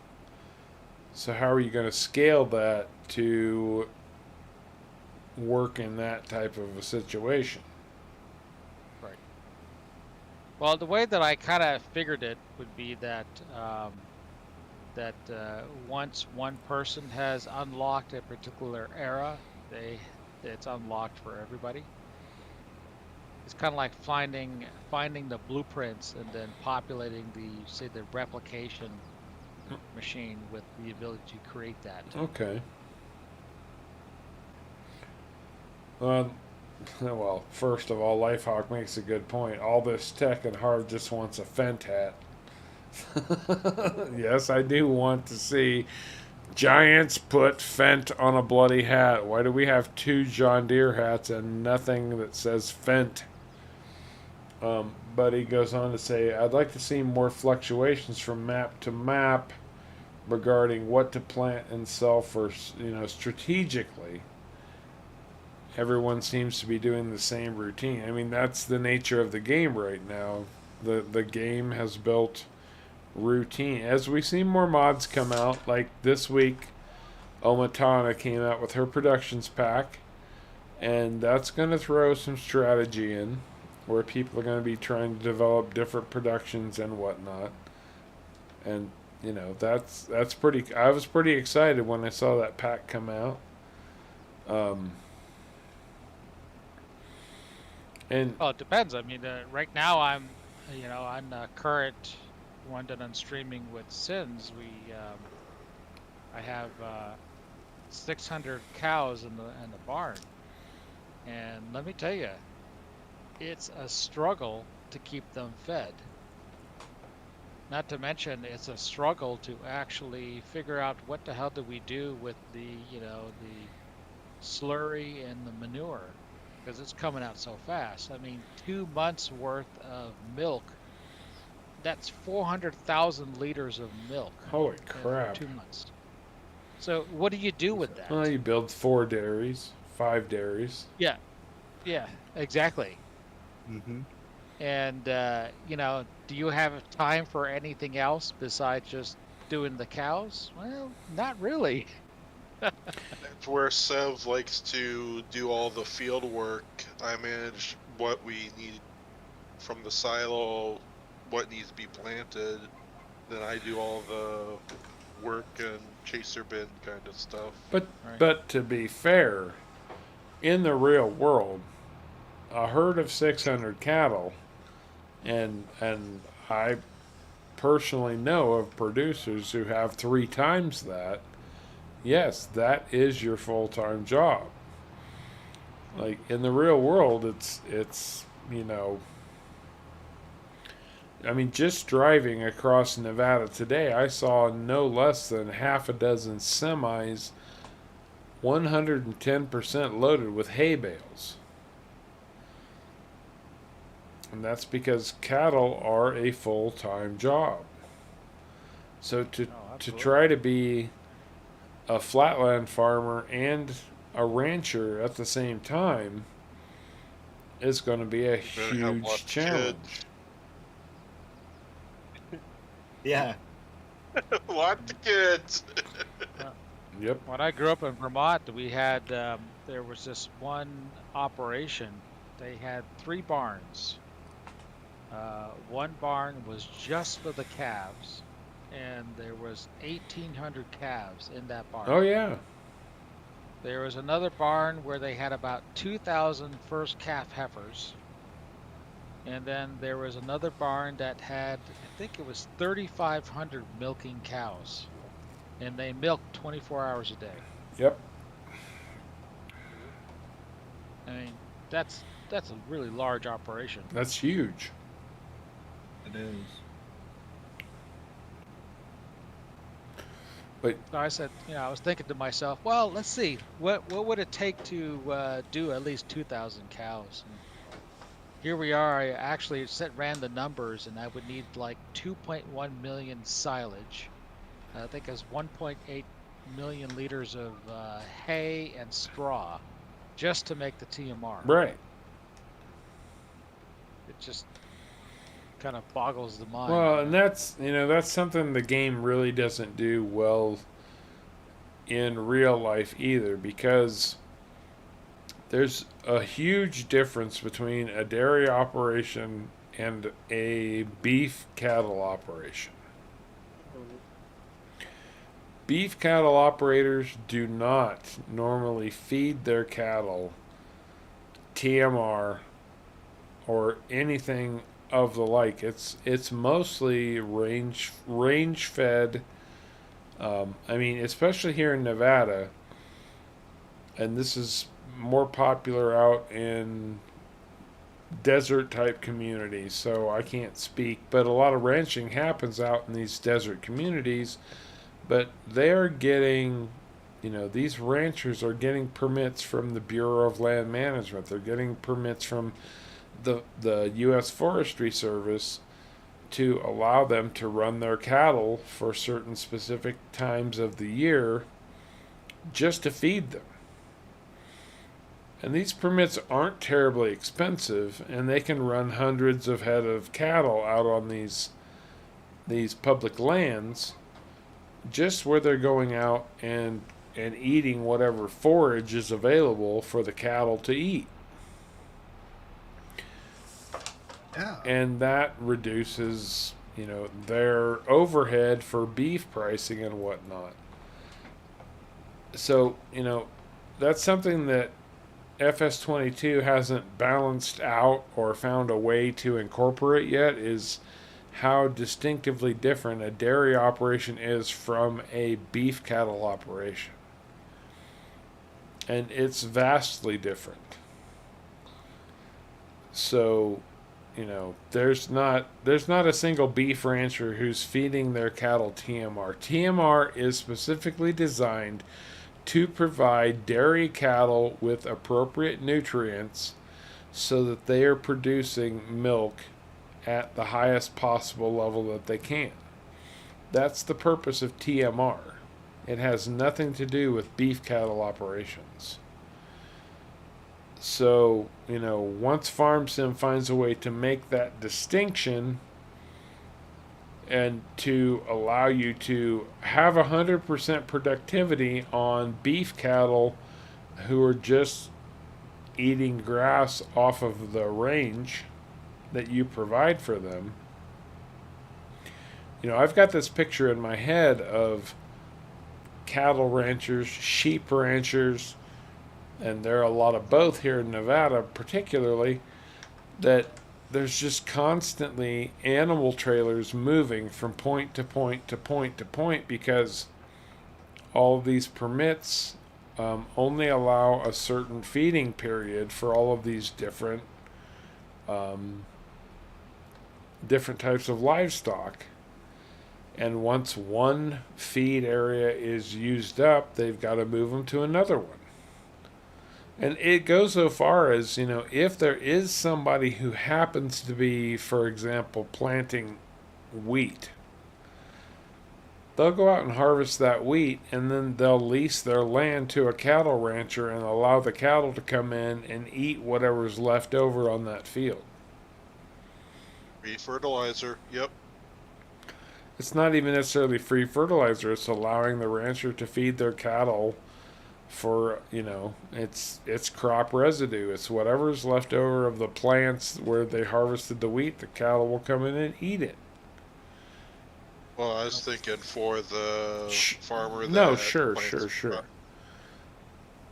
All that cow manure, free fertilizer. But there's a lot more going on behind the scenes than this simple game allows us, especially when it comes to animal operations. Either fortunately or unfortunately. It could get really complicated for players in a hurry, and I appreciate and understand that. But at the same time, there's some real life considerations that the game does not even remotely address. So, it is what it is. It's a great game. We all love it. I'm not trying to denigrate the game or anything. Just saying they could be doing more. Maybe they will in the future.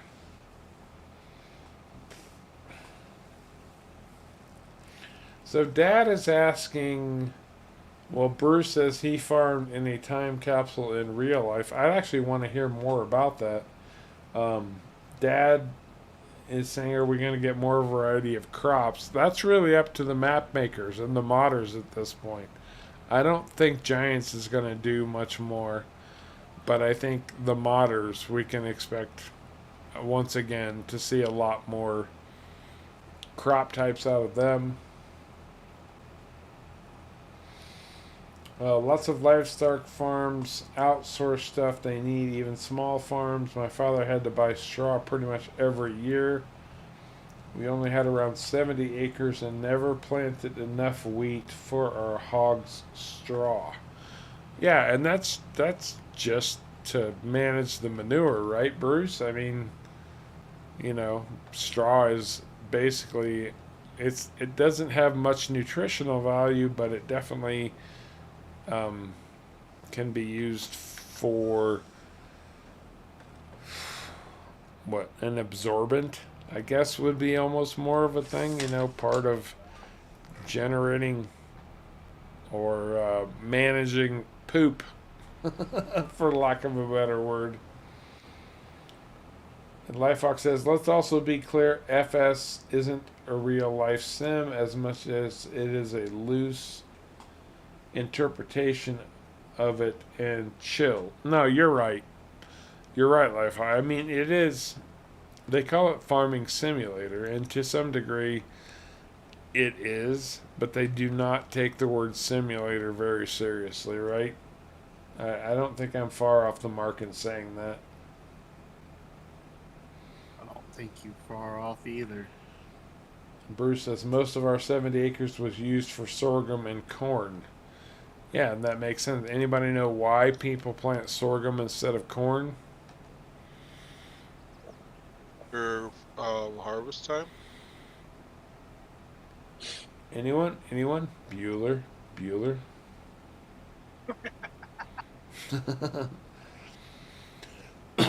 Is Higher yield, uh, more money. sorghum is actually in the corn family. Mm-hmm. I was thinking a quicker turnaround time for planting growing season. Actually, the reason that sorghum is gaining popularity is because it requires far less water to grow than corn does. Cool. Yeah, I think sorghum's used an awful lot here in Texas, I think. Yeah, it is. Well, at least the northern panhandle in Texas was a big part of the Dust Bowl era. It was part of the Great Plains that created that whole problem with the Dust Bowl, and now they are turning more towards sorghum because there is such a limited water supply in that area.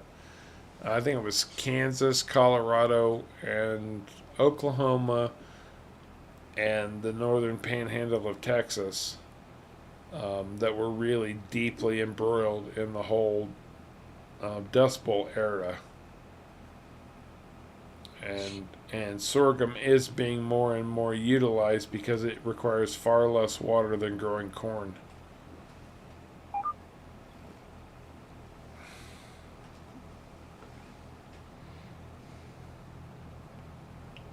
And what is its major use?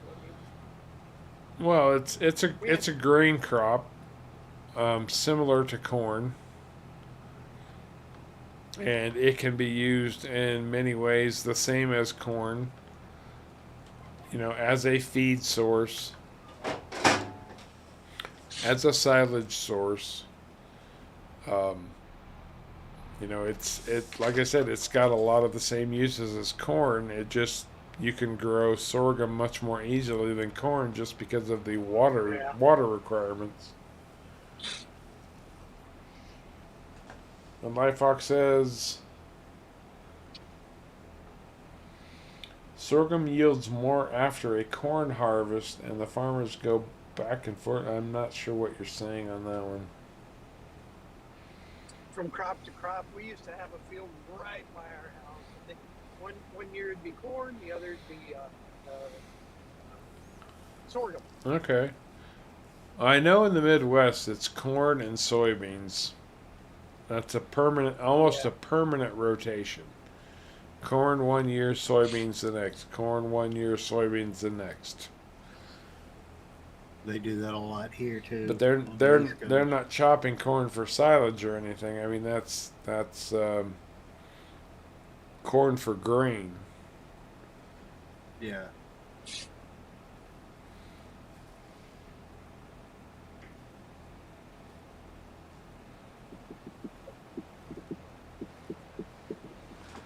Bruce says, my father had hilly clay ground. Sorghum outproduced corn in that environment. So that could be a part of it too. What kind of soil conditions do you have? Sorghum produces more apparently in a clay type environment per Bruce than corn would have. That makes complete sense too. You know, what does your crop prefer as to soil type? That's going back to precision farming in FS19, where they're, you know, trying to determine different soil types and what's going to produce how much, when, where, and how. And you know, even when they did precision farming, they didn't really take it that far. It was like, okay, well, if you give it enough fertilizer and enough lime, it's going to produce the same or very similar to. And so, you know, come on. I mean, Giants could take this a lot farther in the sim direction, but still at the same time keep the fun and playability involved. And they could be teaching people a lot more about agriculture and the decisions you have to make as a real life farmer in this world.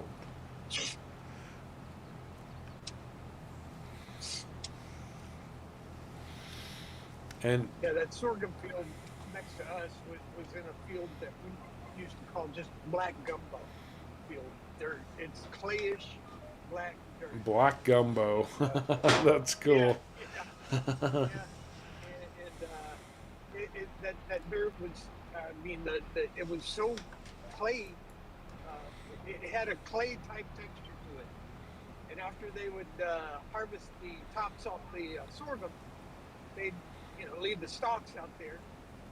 And me and a bunch of buddies would go play war out in the field, pick up those stalks. Pick up those stalks from the field, and they'd have that clay on the bottom of the roots, and we'd throw them at each other like one of those German grenades. Right. The good old days. Oh, that's interesting, Dad. Sorghum can be popped like sorghum can be turned into a type of popcorn. That's pretty interesting, actually. Are you full, caveman? It looks like you are. No, I'm not. I'm just, for some reason, you keep speeding up. I'm not speeding up. If anything, he's slowing down a little bit. Probably. Well, my cruise control's been set at the same thing the whole time.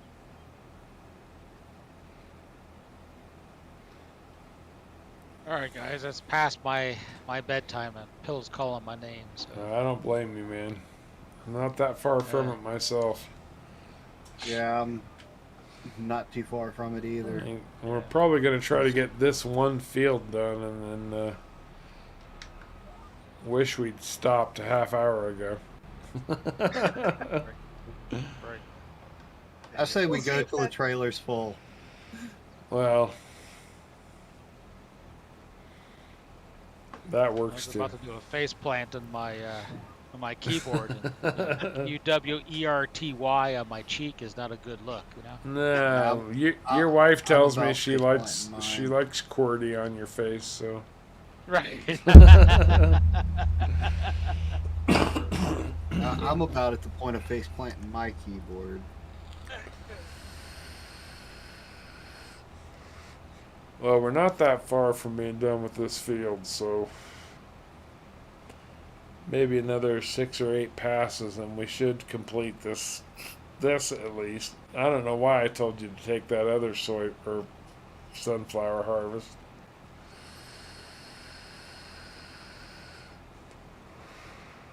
Well, I mean, we can always cancel it.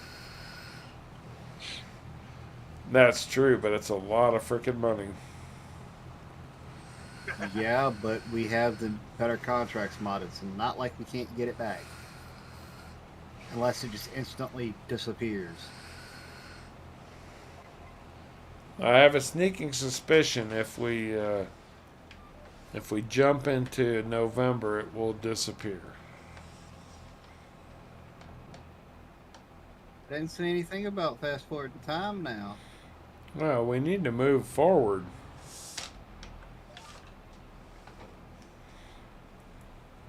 Certain Sunday, we sure will move forward an hour. That's right. Spring forward. I'm not looking forward to that crap. Yep. You get more daylight, right?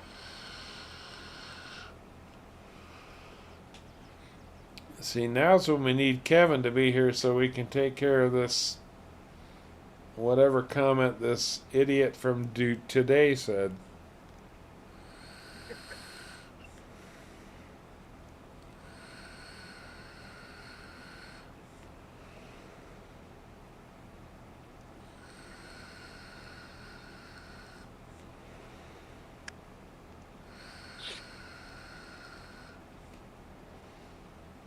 All right, guys, I'm taking Taken off. care of. All right, Patrick. All right, later, Patrick. Have a good night, man. Thanks for joining us.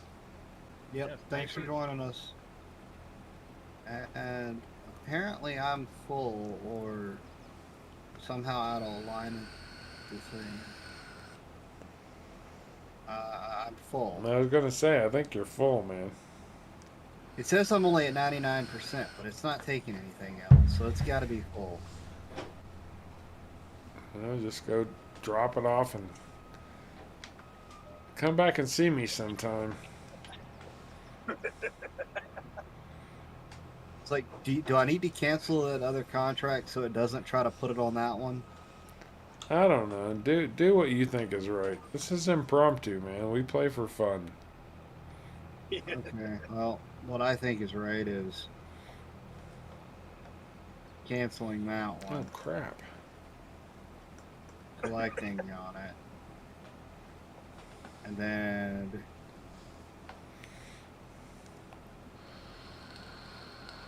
clicking new contracts till it decides to pop back up, which it did. Of course it did.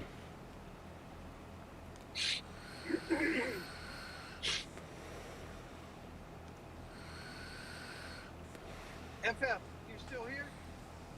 I think he bugged out. I'm actually slowing our time down actually to half speed because we're facing rain here pretty quick. And I at least want to get this bloody field completed before we... Yeah, you know what I mean. Before rain sets in and we're totally screwed.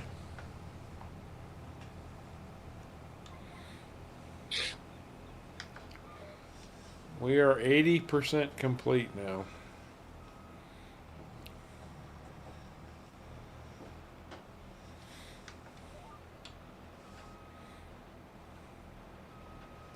So fun to play in the rain.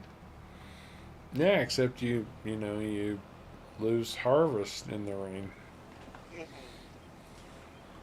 I've seen fire and I've seen rain.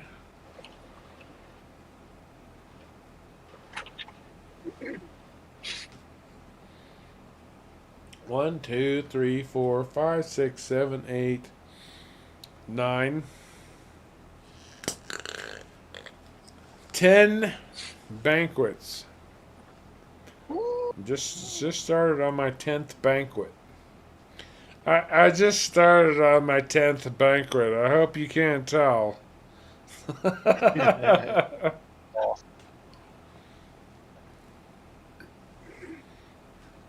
I just finished my first Red Bull. But my only Red Bull of the night. I don't know how you drink that stuff, man.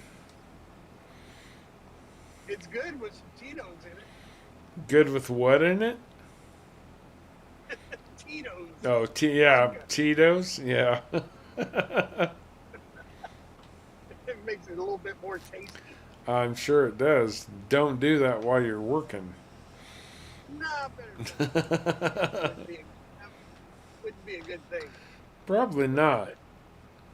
I'm thinking that's a pretty good paying job you've got there, and you should probably hang on to it. It pays the bills. Can't complain. And you gotta keep that hot wife happy, man. I'm trying. I'm trying. Jeez.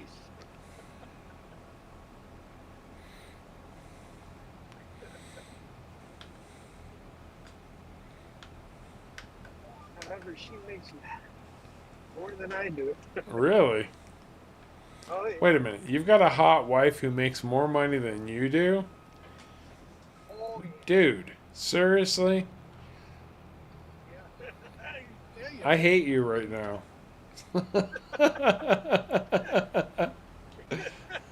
I'm so incredibly jealous. It's not even funny. She works for General Electric in the medical division. Oh, wow. She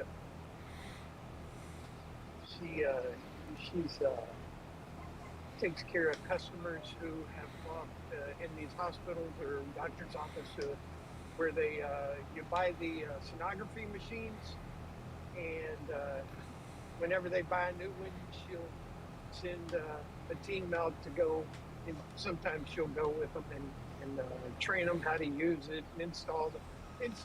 Oh, wow. That kind of good stuff. Yeah, and it's anywhere from Seattle, Washington to Key West, Florida, and everywhere in between. Wow. What the? You gotta put the header down. I didn't raise it up. At least I didn't think I raised it up. OMFG. Good God. I saw the first episode. New season of The Last Kingdom is on Netflix today. Yeah. I watched. There's a new episode of The Last Kingdom because I watched everything up until. That's really annoying because I just canceled my Netflix subscription today. Because they keep raising their bloody prices, and I actually watch HBO Max a lot more. But I've got a few weeks left, so I will check that out. Because The Last Kingdom was actually really good. Bruce says Kansas doesn't have much of a beer selection where I'm located. Hey, if you got Coors, that's all that matters. I'm not going to tell you I don't appreciate some of the microbrews because I do. But none of them match original Coors. I'm sorry. You guys brew to your heart's content. Make whatever crap you want to make, but I'm sticking with my Coors. I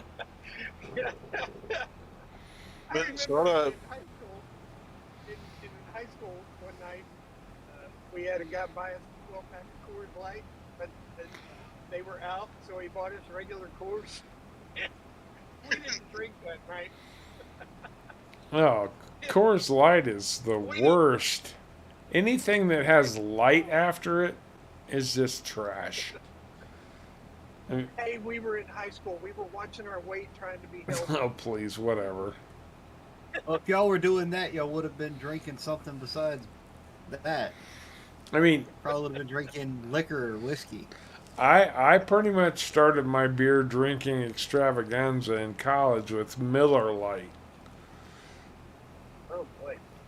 And then, you know, I found Coors and I was like, oh my God, this really tastes good compared to that swill.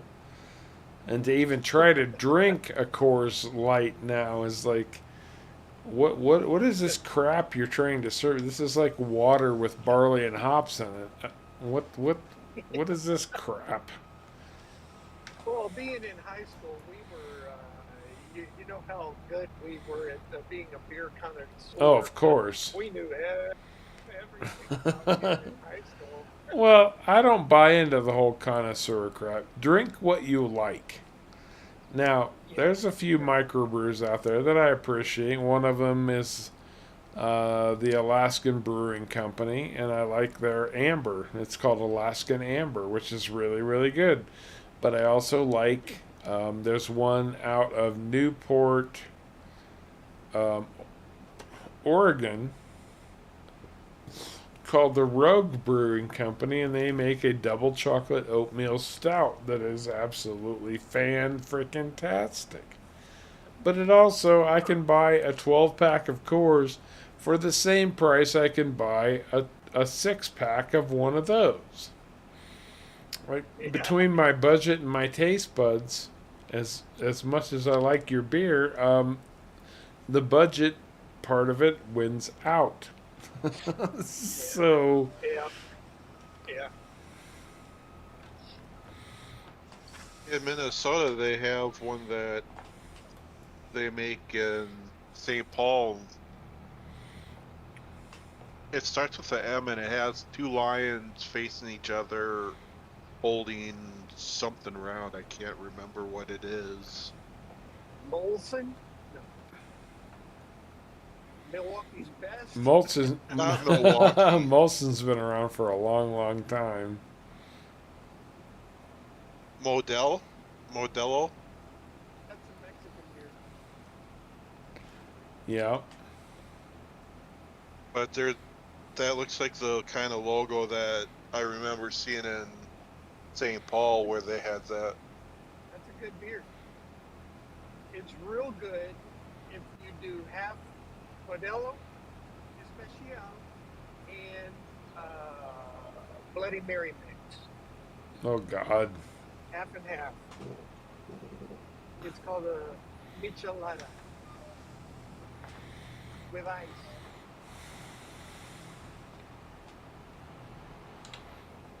I like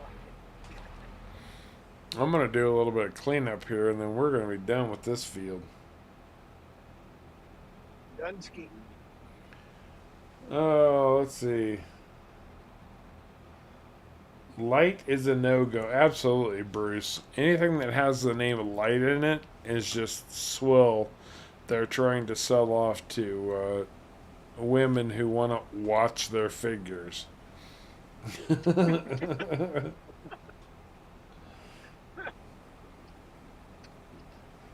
Bruce's first beer, high school, Natty Light.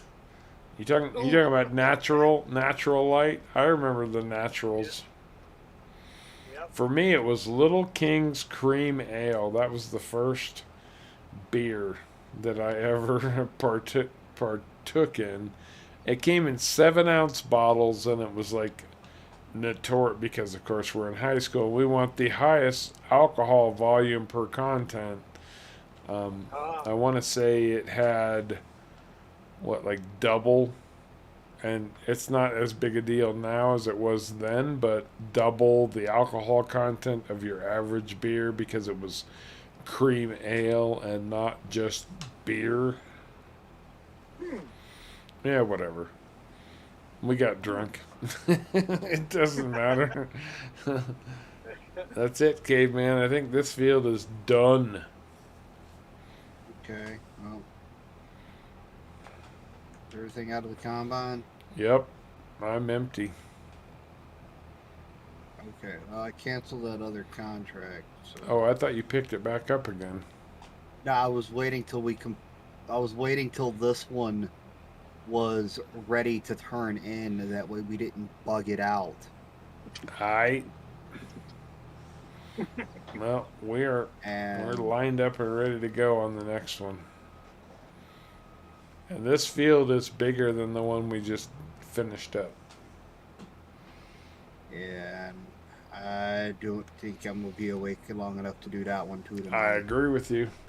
Oh yeah, Milwaukee's Best and Old Style. I remember my step grandfather used to buy 6-packs of Old Style and bring them home, and that's when we would visit him in Chicago. Old style. Old Style.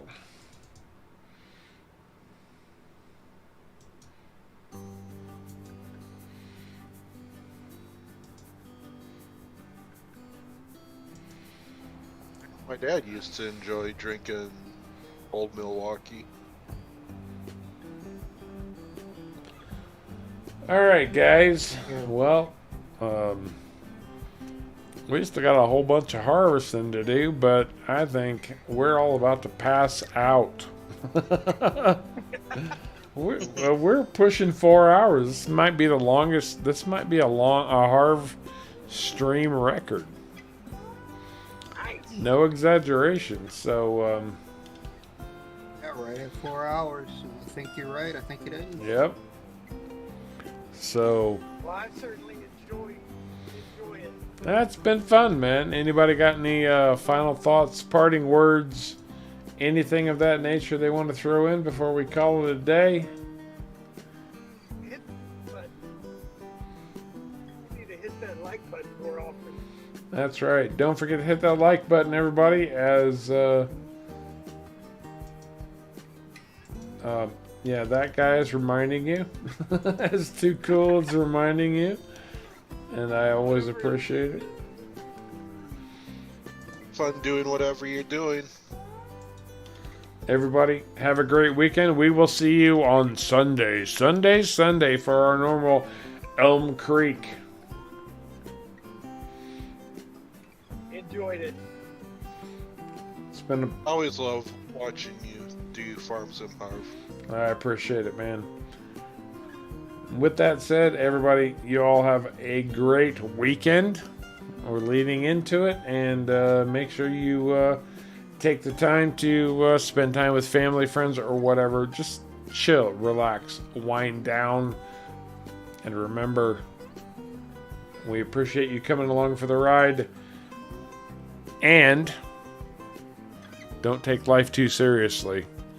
None of us get out alive. We'll talk to you later.